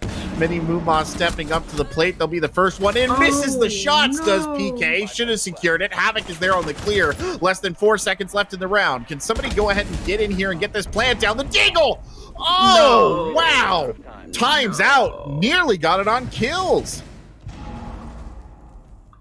I'm shocked that tried to readjust their plant spot into like a more exposed position at the later stages of that round, because they had that main wall open and meeting towards garage, and they just decided to continue taking gunfights instead of trying to get the plant down in that situation, especially with their lack of intel on where the last few players were for JMU. So a bit of a question mark there from Trine. JMU able to compensate after a chaotic end to that round, and also just the amount of time wasted that JMU didn't necessarily they didn't need to run time wasting strats. Trine just did that for them by being very slow, not really clearing a lot of things, and then rushing into sight in the last 25 seconds after losing their Monty and Marquini, or Marquini and Big O Killer, their Monty and their Thermite, after they tried to get a quick plant down in meeting. I'll be honest, I always get a little sort of suspect when I see Montaigne out. It's not that I don't like Montaigne as an operator, because I think he's really cool. I like that he gets used, but it's so limiting from a strategic perspective, because there's so little you can do flexibly with a Montaigne that the defenders, if they're smart, if they're on the ball, they should just read that and be able to know how to counter it. And that was exactly what happened on that last round. There's only, 3 ways that a Montaigne is really getting in there in any meaningful fashion. So just secure those 3 ways and you get a big old nitro cell as a reward. He also wasn't really being protected properly neither. There was nobody. You have the Thermite watching behind him too. You want to get a quick plant down, so when he's trying to get the plant, he's vulnerable in his position, but then there's nobody else to watch the Thermites back neither. So that was a pretty precarious situation there from Trine. A very confusing round to say the least. I keep saying that because I'm still very confused by what the actual plan was for that execution. Now we get to see Trine attack this basement site. And for the most part, it looks like, JMU are just going for a full turtle strat, where they're just all hunkered down onto site. They're not going to roam. They don't want to risk any bodies towards this clear from Trine. Last round, they didn't attempt to clear. Now this round, again, they're going for a more direct strategy. Okay. Yeah, these direct pushes, though, I mean, that's feast or famine territory, and the moment you feasting, Kyrios Mars picking up 2 right there, and that might have swung the balance in their favor, actually, all things considered. This is a bit of a misplay, I think, on the side of JMU for just being a little too aggressive coming off of this basement site. You don't need to get quite that angry coming in here. Good whip back on the door there to secure a kill from Blukey. Blukey gets picked off. One more coming from Blue, man, and that's the key to the attack right there, as Havoc, the only one left alive, gets flashed out, and this is probably curtains for the Kaid, unless something really spectacular happens in the next few moments. He's gotten stunned, he's gotten flashed, he's still alive! Kyrios Mars gets whacked, but then Squirrely comes back in. Yeah, that round fell apart from the double swing from the back stairs. I'm very confused about that situation from James Madison, if they just got impatient or something like happened with utility that just made them have to or want to play aggressive towards those backstage stairs. But again, you're playing mainly a turtle strat and you have 2 players swinging from rear stage stairs. Not exactly cash money of you. And so they do lose that round in Trine's favor. Also, very unfortunate situation for the Jaeger hiding on tarps. Killed the one player with a nice shot and didn't expect the second, obviously, because he looked away. But even then, that round was won mainly on gunfights and JMU just being very aggressive and placing themselves in weird spots and positions. Attackers have discovered the location of a bomb. Taking a look now, 20 seconds in, we're going back up to dorms. That's going to be where we get started, and we get to see if this aggressive play comes out again. Jarvis is on the low ground, setting up in security. Going to actually reinforce some of those walls. Is on the mute, an operator we didn't see much of on bank, despite Roteros making a real swing. Ironically, though, the minute that the Roteros are banned, now suddenly we've got a mute on the field. Doesn't really... I don't really know what to say about that, to be honest. It just seems a little ironic. No, that doesn't really compute because I've said this before to a lot of my own friends whenever I've talked about Siege and when we've talked about operators that are like very underrated. We talked about Flores being one of them, but obviously the main issue with Flores is that if you bring a mute on the board and if you have some good mute placements, you can shut Flores down quite easily. Mute is a huge counter to Flores. Even though those like mute jammers don't seem like a lot, they are a lot to Flores because he can be a whole round. It can be lost based on the mute jammer not a mute jammer just being in the way of a Flores drone and him not being able to destroy utility that's behind the mute jammer. So again, like, it's crazy that's actually crazy now that you mentioned that. I thought about that and I can't believe that even when Flores is on the board, a lot of people don't tend to run mute anyways. Big O Killer just suffered a lot of damage early on in the round. And for the most part, this seems like a very default push. I wonder if they're actually splitting over into Attic as well. No, they're not. They have the Ying on the bottom floor. Hopefully she's going to push up those white stairs with those Candelas. Well, the Candelas go a number of different ways. It's possible they could just get thrown up through the floor, but out comes a very solid EMP grenade. That should be the wall here of games going down in short order. Unfortunately, PK has struck and Squirrely is the victim, so we will see no Candelas in use. Blue Key taking a lot of fire there in the shield position here in the entryway to Attic. This is not a fun position for that poor Kaid to be in. The C4 detonated a little too early, and there will be no nitro cell kill for Jarvis, who's actually playing on the low ground. Unfortunately, all the members of Trine here are sort of stacked up and stuck trying to get into the point, and this is a particularly unpleasant scenario for the attackers because they're all preparing to funnel in through about 2 entrances. See, they still have one EMP to play with as well to kind of get rid of the electricity on this main wall in games. But at the moment, though, they're just kind of like playing around with fire, trying it for their own team. After losing Squirrely, so they're trying to compensate on that end. You have the Sophia of Curios Mars playing aggressive, getting 1 pick, but then getting instantly traded out. That's a beautiful trade as well for Trine. So they're playing for frags here. It's kind of working, but at the same time, it's not. But Marquini, he flips the round back into Trine's favor up until PK from the white stairs is able to compensate yet again with the 2K. And it is JMU, again, a very close round back-to-back. Or not back-to-back close rounds, because that last round on basement wasn't very close, but that round was. And JMU that round certainly was. Yes. That round was certainly close. And something to point out there, it always demonstrates to me those kind of rounds, how much it really does just kind of behoove the attacker to actually attack. You know, a defender, they can just sort of sit there and wait that one out. And they've got the smoke grenades for it, smoke canisters, I should say, and shouldn't call them grenades. That's not what they are, but they've got the smoke canisters there to slow things down, right? They can take their sweet time about it. And meanwhile, Trine just has to figure out a way in, and something that they've struggled with, I think we saw them on stream before, and they struggled with it then, and they're struggling with it now, is that their attacks are just a little too one-dimensional. That was a very one-dimensional push. Yes. There was no big window pressure. There was no attic pressure. And the weird thing for me is we know that Trine is capable of doing those things because we kind of seen them illustrate it before, just not that time for whatever reason.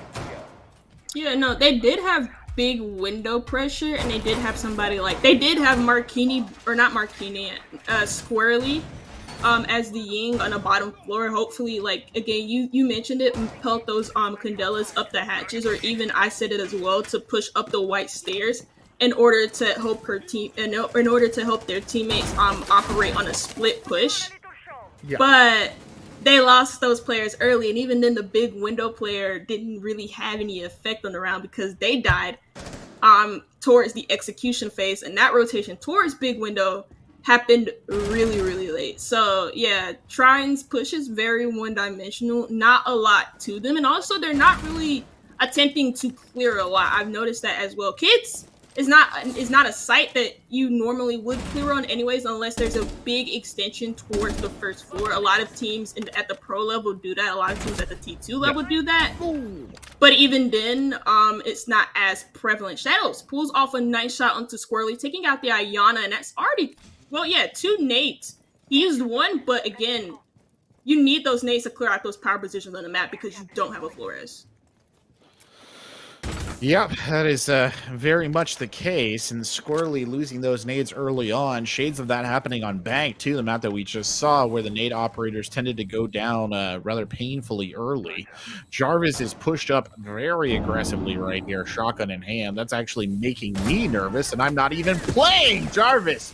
Whacks Kyrios Mars on the stairs, absolutely annihilates them with the shotgun. And now Marquini's like, hey, I want some of that as well. So he'll start rotating down the big tower stairs to basement, see if he can't get on the act. Meanwhile, Bluekey sits here, well hidden in this corner, waiting for Mini Muma to make a step forward, but Bluekey loses patience and tries to challenge it. Mini Muma just reaps it, more than happy to take it in. Now a series of grenades coming out to burn down the ADSs. That's everything that Mini Muma had. Tries to swing the corner, instead gets hit by the concussion mine, and that'll give PK an opportunity to get this reinforcement up.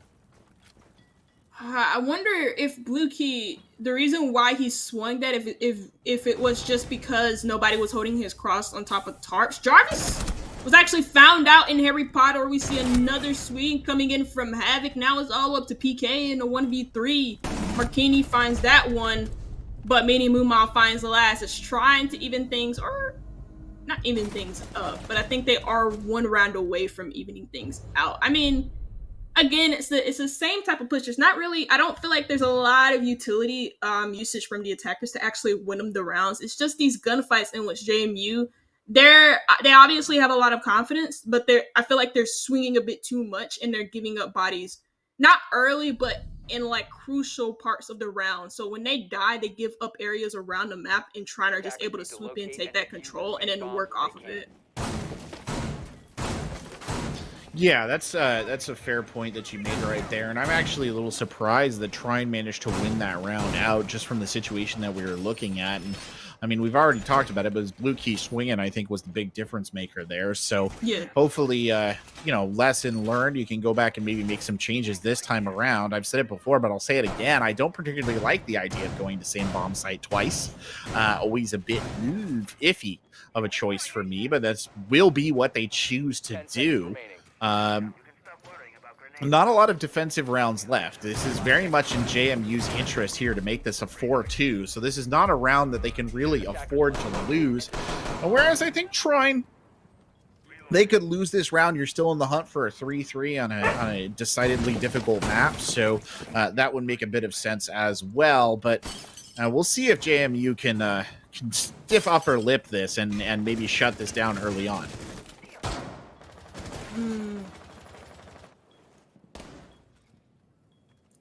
it's pretty curious setup. I mean, they're not running the smoke here on basement. I think they ran. Yeah, they ran the.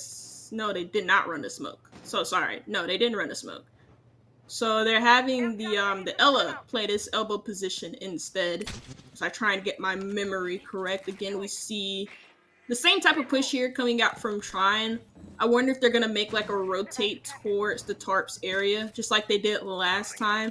They clear out this first floor. They realize that it is clear. They get these hatches open. They try and get some control towards the north side of the map, and then they have somebody rotate so that they can like try and complete some sort of pincer remover strat from backstage stairs and also from that tarps position as well, or from construction rather is the more accurate call out. Shadow is now trying to defend the stairs, fires a couple of rounds in that general direction. It's a slow push here from Trine. Nothing too speedy about it. 5-5 on both sides here with 1 minute and 35 seconds left on the board. Big rotate now coming out of Trine. Back to this staircase that has previously plagued them on a couple of different attacks. Kyrios Mars trying to lead the charge here on the Zofia. Those concussion grenades going out as Kyrios Mars waits to swing it. Risky position indeed, though. Takes a brief slow peak, and that's not going to do it. Oh my god! Shadow gets the opening. I'm sorry, I don't know why I said it like that. But he gets the opening pick yet again, and this time it's not onto Squirrely, it's actually onto Marquini. So you lose your Thatcher. I'm pretty sure he got a lot of use from those EMPs, but I think he had like one more left in him. Even then, this time we see a more unorthodox push coming in here from Squirrely. We didn't see no freezer pressure on these basement rounds last time from Trine, and so now we get to see it here from Squirrely, who's kind of lurking on that nook, but made his position known. Trades happening all across the map as we see Big O Killer. Well, okay, never mind. We see Blue Key now put the favor in JMU's favor. These rounds, again, I said it, they're not really being won by big bounce of utility. I'm noticing that a lot. It's just being won by very decisive gunfights, very decisive 1v1s between both teams. 20 seconds left though in the clock. Or yeah, about 15, sorry. Well, Havoc now pushing forward. Havoc wastes Big O Killer in the doorway. PK swinging out there to bring Squirrely down on the trade, and that'll be enough there to secure a round win for JMU. Oh my god. Yeah, that was a pretty underwhelming end to the end for Trine there at the end of that round. Again, I mean they rush in from like the choke points area from basement stairs and from freezer, and they're not accurately able to figure out where those last few players are. And on top of that, they just lose their ones in those decisive moments, and JMU are able to capitalize, holding their angles correctly. And then shooting when they see someone, and now we see JMU on the second floor. Last time we saw the site, it was, again, we talked about it, a very one-dimensional push from Trine. No attic pressure, no big window pressure. The only type of pressure that they had anywhere else on the map that didn't include Master Bedroom Trophy and the walk-in closet was from the first floor from Squirrely, I believe, on the Ying, and then they died pretty early, which swung the favor of that round towards JMU's favor because you remove a lot of the execution-based utility. 5 seconds to go. Yeah, that's fair. A valid point you have made, and something that I think is worth noting in these kind of closer rounds. 5-5 off the rip, of course. Nobody dying in the first 10 seconds. That's always good. As JMU sits at 3, Trine at 2. JMU obviously trying to bury this under the 4-2 if they can manage it. Shadow now holding the armory position on the smoke. Dangerous place for a smoke to be, all things considered. You want him in the late round, and armory has a unfortunate habit of getting cut off and brought down. He's actually playing that hyper aggressive. He was coming down the armory stairs there for a second as well to challenge. Meanwhile, our genuine roamer is PK, who's slipping up underneath, I think coming up the laundry stairs right there, and maybe looking to engage as Shadows continues to watch that garage door to see if anybody's foolish enough to try and breach it, but nobody taking the bait. Now it's up to Squirrely on the Maverick to go ahead and start getting things open as Mini Muma is foolish enough to take it and gets whacked and killed. No way does the Twitch do that. Oh my god, I'm actually seething. That's not cool. You know that there's somebody in armory You don't really drone out to figure out the angles in that position. Those are very predictable vert angles.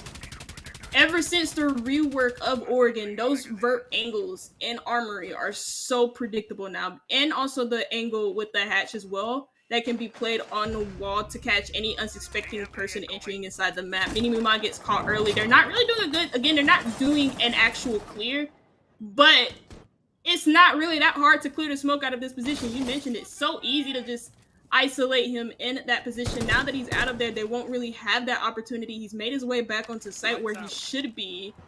But you do lose the Kaid as well. So a 1-for-1 trade for both of these teams. But we see time getting a little bit low, not too low at the same time, as Shadows takes another to keep JMU moving. Yeah, 4-3 is the score. Less than a minute left in the match. Havoc now holding tight in the attic. No pressure here, but they did open things up. Havoc continuing to hold. Sees the soft peek, turns away from the flash. There's no follow-up. How is Havoc still here? He whips out the SMG-11 and just guns them down. Oh, I'm sorry, the AUG, and just guns them down. Are you kidding me? Nobody checked that corner. They peeked it.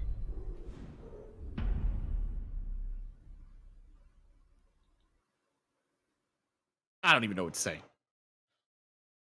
Oh, neither. So, twins. I just don't. I genuinely don't know what to say. I mean, they flashed it and they had the slow peek. How did that not work out? They had ample opportunity to check that corner too. Yep.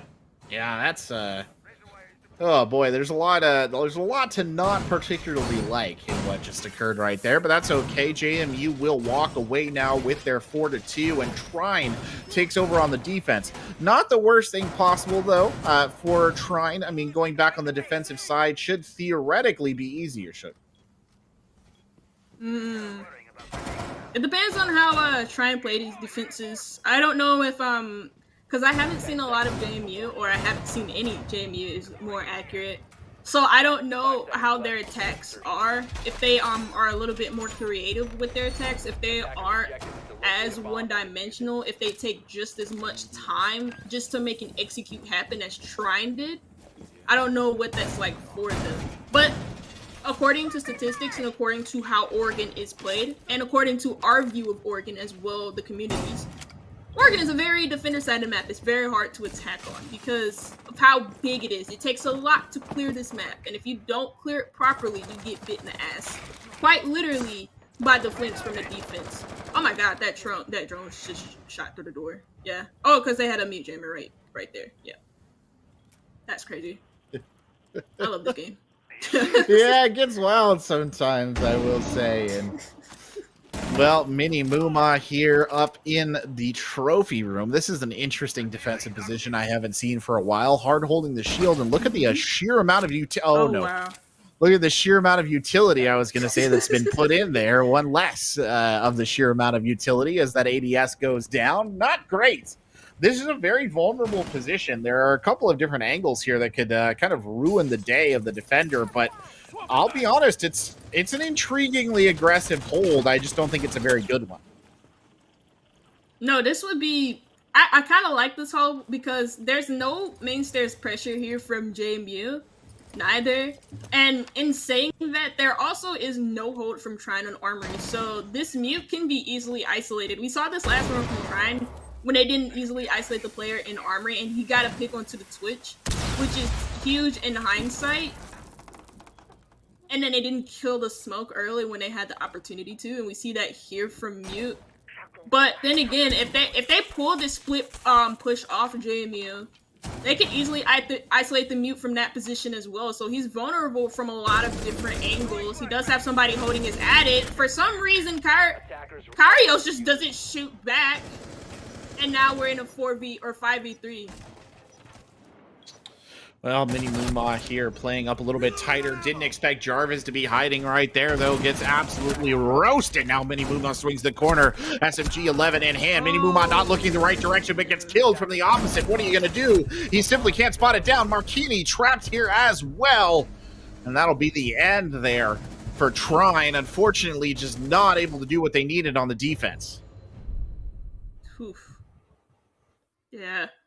couldn't hold on to those power positions longer. Once that attic pressure kind of like when that attic hold from Trine, I tried to come up with something else. When that attic hold from Trine kind of fell apart, you saw the mute. He had to readjust his hold from Trophy in towards the game's walls, like to a close left on it. Got a nice kill onto the Thermite. Got the fuse down. Then, you know, in his mind, he has to play aggressively. He has to try and find more. He almost does, but then he gets annihilated off rip. And we see, I mean, JMU kind of like piqued my curiosity, or solved my curiosity. They solved my questions.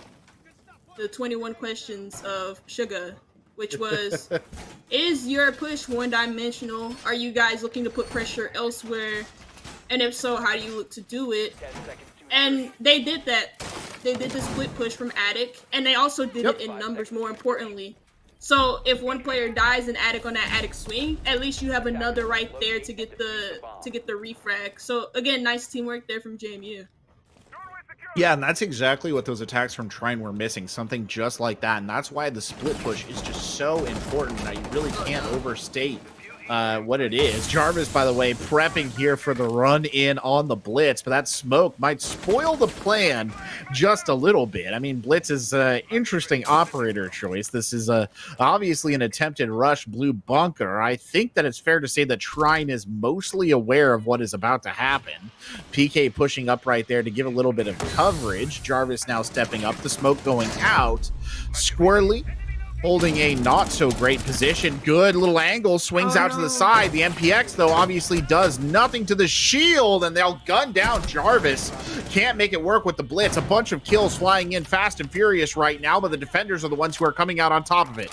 Marquini reloading the SMG-11. The corner is not done just yet. They don't even know that he's there. Marquini swings out and gets one, and now it's just Havoc here standing on the doorway.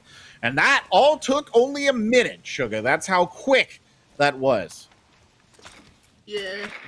I don't think they banked on the amount of angles being held there from Trine having each other's back, something that we harped on JMU for doing last round. The Blitz just rushing down an elbow by himself with no real backup neither is a very curious situation too. Because he's so low in HP, he's very vulnerable. As we see the Thunderbird shot could come out and end off that round. I could have sworn that had a sight. That shotgun had a sight. I'm not going to harp on it too long because then I'm going to get confused. But anyways, Trine holding their own in that rush. Again, having each other's back when they needed it most. Shooting from quite literally all cylinders, all angles. More accurately, and we now get to see Meeting Hall Kitchen. Defenders, protect your bombs. Well, 5-3. JMU had the opportunity to put it on a match point, but they chose to be a little more wacky about it, and as a result, we will still stay on Oregon just that much longer. This is a good site, though, for the attackers. This should theoretically be the weakest bomb site in the patch, right? It's a tertiary bomb site. You know, it's showed up before, and it went the way of, if I remember correctly, it went the way of the defenders that time. Mostly it was because it wasn't particularly well executed by Trine on the attack. They relied a lot on the Montaigne. No Montaigne, no Blitz in the lineup here for JMU, a very standard attacking side. Jarvis coming in on the Maverick is definitely an interesting choice, and I'm curious to see what they can do here with two hard breachers, and wow. You don't need 3 of them on the door, if I remember correctly, Sugar. You actually only need 2 of them on the door to secure the kill. Correct me if I'm wrong. No, I think you're right. I think you're right. Bit of an overkill. Because that theoretically means that you just wasted like an extra captain charge that could have been used elsewhere to gather information or to just slow down a push on the other side of the map. If JMU wanted to go for, again, another split push that... Well, we didn't get to see him do a split push in the basement right now, did we? Because they rushed. But anyways. Well, let's see. This attack is seemingly towards the north side of the map. They're looking to put pressure on the second floor as well with the Maverick creating some Maverick holes. And they're gonna probably get both the attic wall and the meeting wall open. I'm assuming. I would hope. Yeah, the Maverick choice is making a little bit more sense now. Obviously, this is to bring him in to open up this attic angle so they can get in and get the hatch. I'm actually impressed by the number or the amount of defensive thought that has been put here by trying to hold on to this, literally putting a Kaid claw up here as well to just slow this down. I don't know if they have somebody backing it up, though. That's the only thing. I mean, it's taking a while to Maverick through this wall for Jarvis, and it's not going any faster. So if they do, indeed, thank you, Observer. Kyrios is waiting right there. Mini Muma's there as well. So they've really put a lot of effort into holding this as those ADSs go active and shut down some of these early grenades. Impact needed to remove the shield, and so that means Kyrios and Mini Muma move out of that position pretty early, but that's really nice repositioning there for Mini Muma to expect that somebody would be on the outside of that attic window, and he gets a freebie forward on Jarvis. Maverick has already done his job as PK does his, and Mini Muma's finally taken down. So now attic control is kind of like swinging on a pendulum.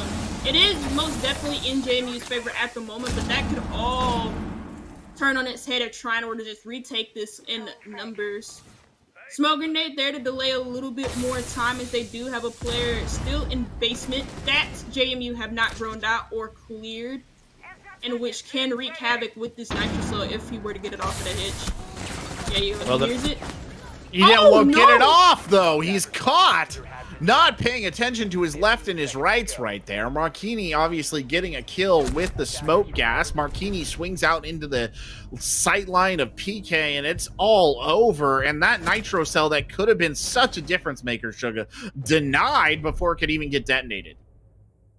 Yeah, I don't think the captain is at fault there, because that was such a late push towards basement. I don't think it was droned out neither. It was good awareness there from JMU to be able to rotate, have their I believe their Nomad rotate downstairs and be able to, or if it was Ayana actually, because I don't remember the operator lineup. But anyways, regardless, to have a player be rotated downstairs to kind of catch the Nitro Cell player off. It was only like a couple of seconds in the round anyway, so he just thought, okay, nobody's gonna like push me downstairs this late, right? Right? Wrong. Because they do it right at the time that they're about to pull off the execution.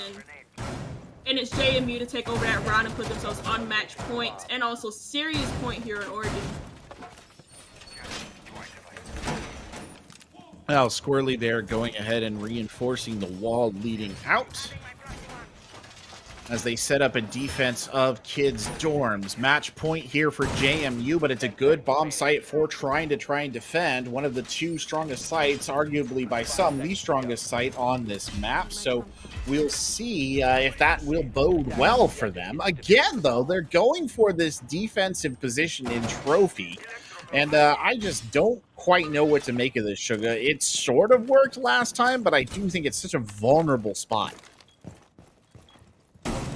You know, he didn't really get, I don't want to say he didn't get a lot of value from this spot. I felt like he did get some value. He got some drones and whatnot and was able to deny a lot of intel from the attackers by removing those drones. Jarvis flashed that out twice and he dies.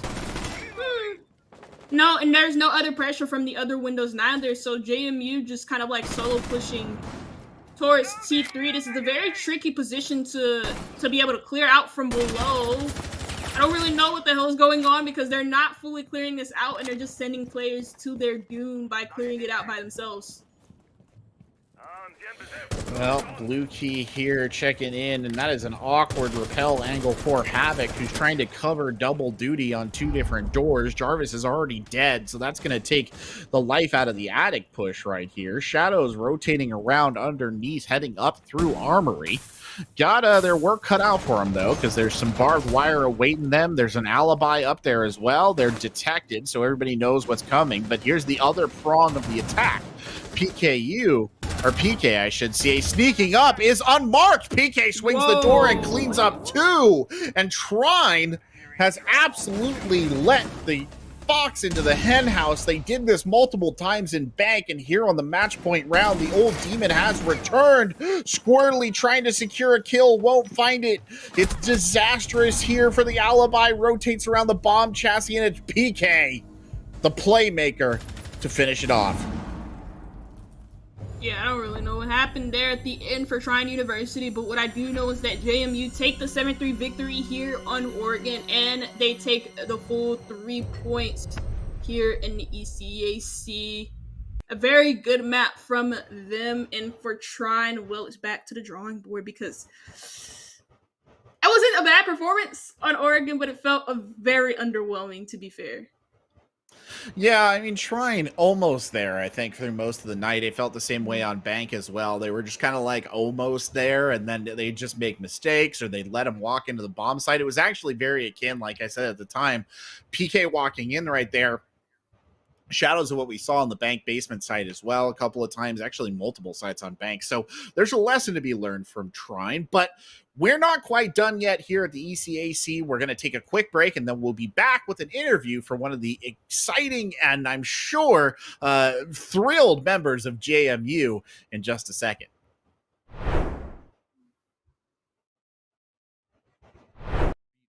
And get a drink and play video games. It grows their brain, problem-solving skills, and their hand-eye coordination while they're home. Hand-eye coordination, if you're a football player, massive skill.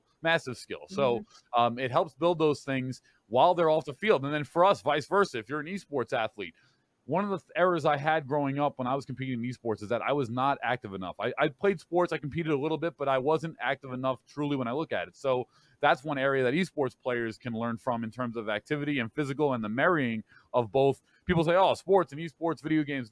Not really. We're just kind of the tech industry's competitive form of competition, as to where traditional sports are more physical, hands-on. So I believe in the marrying of these two sectors and that they actually live together while also being counterparts.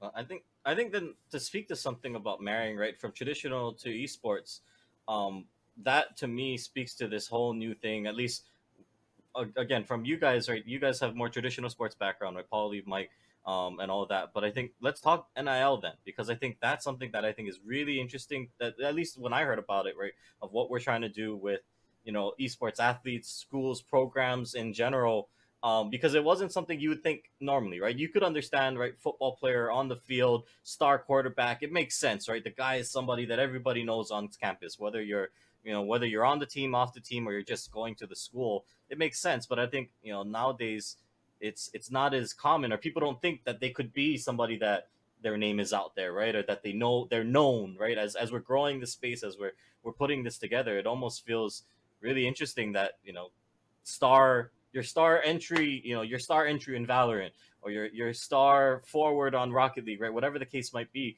now they can have NIL deals. It's a thing out there, and I think, I don't know, maybe Mike, you want to start off, but I think thank you for teeing that up. So I was talking for too long.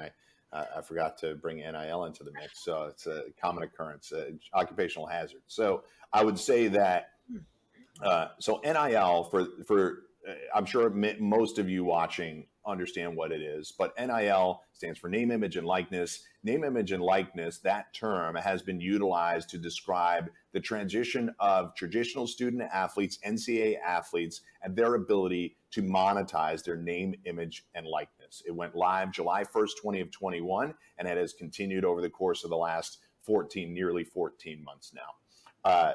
It's an interesting term because it's been co-opted to describe the NCAA's approach to student athletes being able to make endorsement money or be able to monetize any part of their name, image, and likeness. But it's been around forever, right? We've had athletes endorsing brands for over 100 years. Babe Ruth of the New York Yankees was endorsing brands 100 years ago, and it has continued onward from baseball cards all the way through now, where we have lots of different integrations of how influencers can monetize their followings. So what I would say on the traditional side is it's still a very young space. There are a lot of stories out there regarding NIL that tend to focus on the negative, or how out of control, I put in air quotes, it has gotten.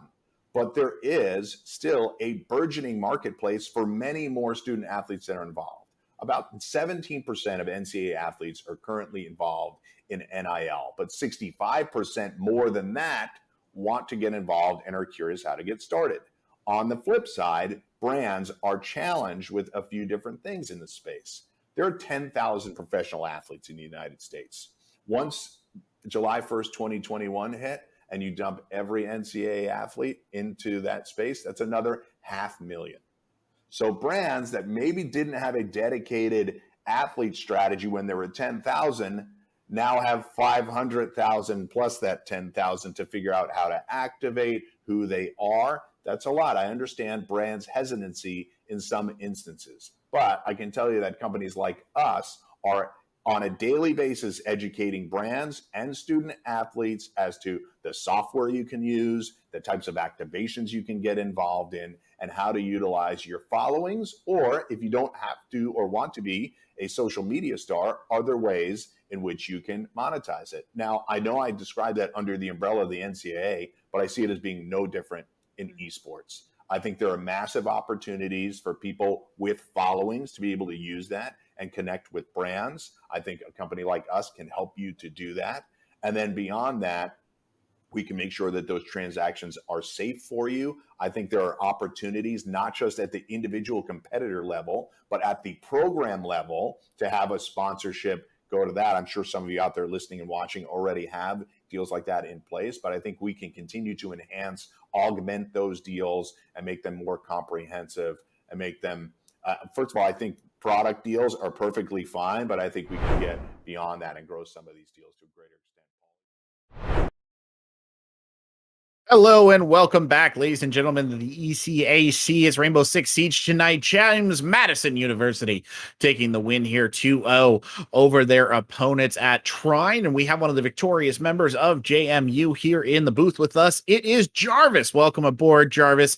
Happy to have you and congratulations on your win. Hey, what's up? So I know that we've got some questions for you. I'm going to let Suga start off here. So fire away. Well, I just want to start this off by saying I love your logo. I didn't notice it when we were casting, but I do love your logo. But as for my questions, so for like the first defense on Oregon, when we saw trying to bring out the Monty and they went for that like really wacky play that ended in a double kill, what were you guys thinking? Like in that moment when the Monty and the Thermite just pushed in together, we thought it was weird, but we want to know your reactions. To be honest, all I was thinking was, "Oh my God, there's a guy trying to push me Z. I gotta shoot him." But Armand Bluekey, our player, he just tossed out the nitro and he was like, "Ah, I got two," and we're like, "Good shit, good job, good job." All right, fair enough. So with the ban phase, we saw both Flores and Osa banned. Flores is not really a surprise in Oregon because he's usually banned on a lot of maps, but Osa was a weird one from us, and I think that was banned out by you guys. Osa? Yeah, I feel like Osa's pretty strong on Oregon. I mean, she gives us a lot of fits and scrims, so we just decided for Osa to be a big ban on Oregon. Even though we did have some VODs on Trine on Oregon, and they didn't use it, we still decided to get rid of the Osa. Just its comfort. Yeah, that's what I was gonna ask as well. Like, was there any like info on Trine when it came to the Osa on Oregon? Like any over dependency on her from Trine? Any like extreme effectiveness? Just comfort on our side. Like if we didn't see it, but if they did decide to do it, I know we sometimes struggle versus that. So fair enough. Well, fair enough. Out of curiosity, how you mentioned looking at some, VODs of Trine. How much preparation did you guys do for this match this week? Was this one that had you a little bit worried, or were you relatively confident coming into it? Well, they're the only undefeated team, and I know a couple weeks back we were on Esports U playing Fisher. We lost that 2-1 after we threw a lot. We won the first map and then lost the next two. But knowing that Trine is 5-0 and they beat a team that beat them, we know they were going to be a good team. So I went looking online and I found a YouTube with their VODs, but a lot of the maps they played weren't maps that we wanted to go to. So really only there was one map we could have used, and that was in Oregon, and that helped us out in the second map there.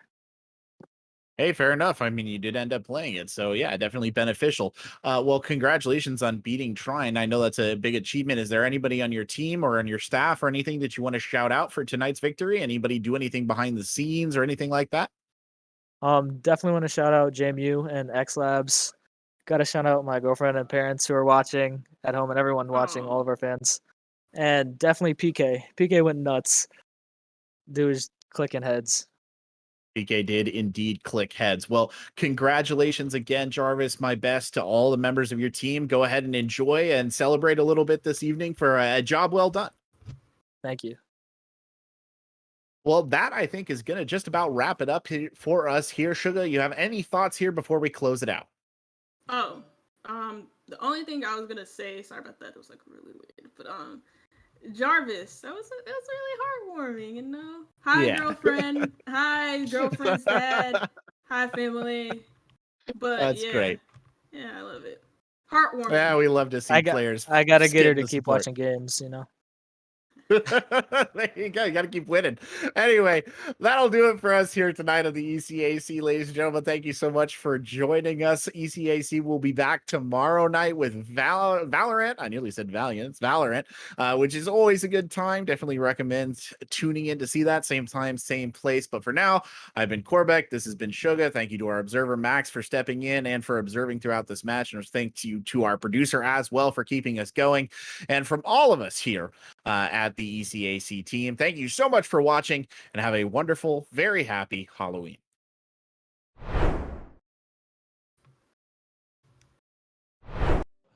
Say that. I'll get in trouble. There's one for each game, so teams this weekend, somebody's going to have to explain to TSA why they're coming home with an extra trophy. Fine. We're fine. This is going to be great. Why is everybody staring at me? I'm not even doing anything yet. Is it because I'm in a suit? It looks nice. It's new. I'm stressing. It's all right. We win these. We absolutely win these. I've never seen us lose these. I love him. I don't remember his name.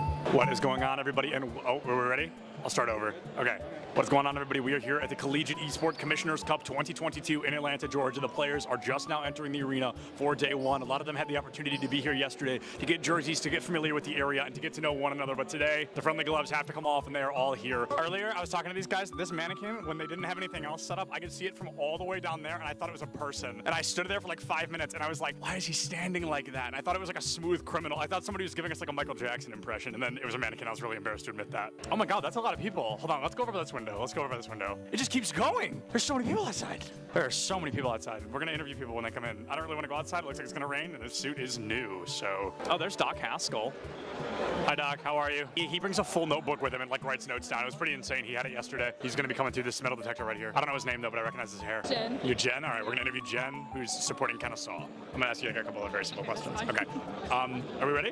All right, great. College. I really like Georgia College's color scheme. It's just red, white, and blue, I think, but I think they did it in a really clever way.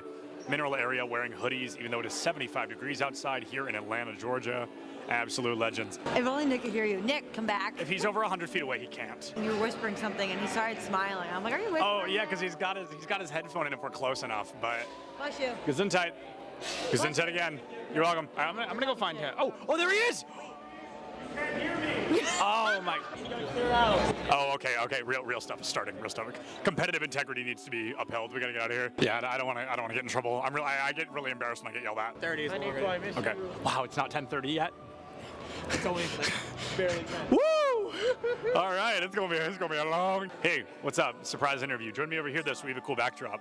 What are we here for? Rocket League. Awesome. I'm not going to ask what school you go to because unless you swapped hoodies, that seems pretty clear. No, you know, I got my jersey on with my name on it. Oh, you do? Show us your jersey. Look at John T. Turbo here. Yeah, that's not his name. I just keep calling him that. Yeah. His name is John, but my name is John Turbesi. Yeah, that's not John T. Turbo. Yeah, I get the message that I'm going to Nebraska where I met you. Oh, that's so crazy. So context, if we're probably never going to use this, but we're going to talk about it. Turbo and I met at a LAN like over a year ago. That's so crazy. What is going on, everybody, and welcome back to the Collegiate Esports Commissioners Cup. I am Seb Dillons, joined by a man I have interviewed probably well over 10 times. It's going to be my good friend Neb, here from Bay State Overwatch team. Neb looked at me before he started his last series, and he said, we are not dropping a map for the rest of the day. And so far, he has lived up to that title. But Neb, is there anybody you're thinking, we've got to get them out of the way, we've got to take them down? No.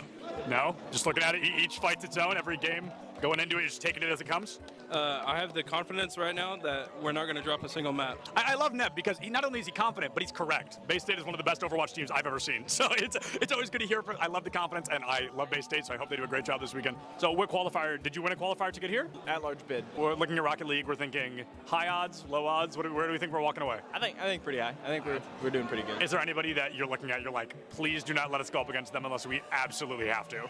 I mean, really, everybody's good competition, so. And sorry, what was your name? Ethan. Ethan from Mineral area. Yep. Very exciting. Well, Ethan, good luck. Thank you. We'll see you soon. What kind of pass? A player pass? Let me get you on your No, you actually have to like tape it to your chest, like really awkwardly with masking tape. Okay. And it's gonna fall off.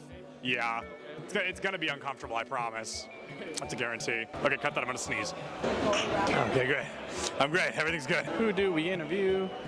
Who should we interview? I don't know, I'm just here. I need caffeine.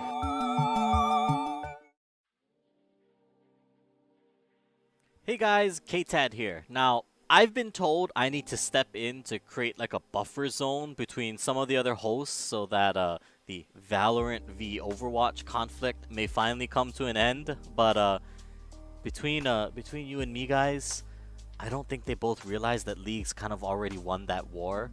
So don't tell them anything. But anyways, you guys already know why we're here, and if not, well, then you're in luck, because we've got some of the best collegiate esports moments right here. Don't believe me? Well, that's okay, but you know, here's your proof. Let's get into it. To start us off, we have the combo of Matt and Festive as they execute a brilliant mid-air handoff to close out Game 2 and tie up the series. Here in regulation, can Festive and Matt do it? Matt's there, puts it in, and we do get the go-ahead goal. Is it going to be enough to end it here in reg? 25 seconds left right here. About 2 minutes since our last goal. 5th total in this one. Is this looking like moderately? Feeling thirsty? Well, if you are, then Crollo's got what you need with these sick plays on Pac-Man. Not always guaranteed the stock goes for the side special into that. That would have been an insane way to end it. And now Crollo looking for the fire hydrant edge guard. Slam dunk right there. Is there able to finish them off? At number 6, see if you can count the ultimates here, because when the dust settles, there can be only one survivor. For Thomas College, but I don't know what Kid University are thinking. Well, okay, they're thinking it. What is going on in this fight? My days! 2 to the bomb, 3 to the tile, 1 to the self-destruct, and it's we just get the a team. lone Diva. It's a lone What baby is Diva. happening? No, okay. Hip is back there. You know what number play this is, right? Because J-Rod knows. And let me tell you, he's definitely keeping count. It's gonna be J-Rod who strikes first again with a nice headshot onto Boss. Gonna start moving down into Garage, and J-Rod is just approached now through Garage. Firepierce Wall has been committed. Lance tries to take a peek, but J-Rod's there, finds Pigeon Mac. We're looking at potentially an ace. Austin gonna do their... Trying to scrape together some sort of consolation prize. He's blinded, and they're... Oh my god, draw. What a teammate. He's giving a... Oh no, J-Rod around the corner looking for the ace. One shot on Austin, he finds the ace. Oh, good guy beautiful. Draw, gives it over. Love the team. A man down, the overtime clock counting, and the ball on their half of the pitch. Yet somehow, Stonehill manages to make it work in this crazy match against Buena Vista. Out and push right back out again. This is a game of inches. Who can aggress hers? And that's gonna be it. Joker from the long shot along the field. Look at this from the backboard straight to Joker's feet. The touch is so delicate. In what was surely a game-changing play here, Nichols State's Law pulls out a tire that can only be described as illegal to put the nail in the coffin against Missouri Western. Lost some math already. On the bright side, yeah, Nichols has enough time to come through. No! It's 3! No! It's not 1, it's not 2, it's not 3. It is 3 eliminations with Law's rip tire there. Absolutely incredible. Able to pick up a 4th. Shy for the team kill right now. At number 2, it's just a masterful display of edge guarding from Adelphi's Davian. Check it out. That roller is going to be a great opportunity to get in and pass, possibly even just through those arms. Goes for the down throw into forward air, excuse me. A great combo. Could have found some great damage offside, and as that paint just racks up onto this mid-man, that is more and more damage basically for free. Davion looking for a bottom stage. My goodness, what a stall! Beautiful edge guard. And England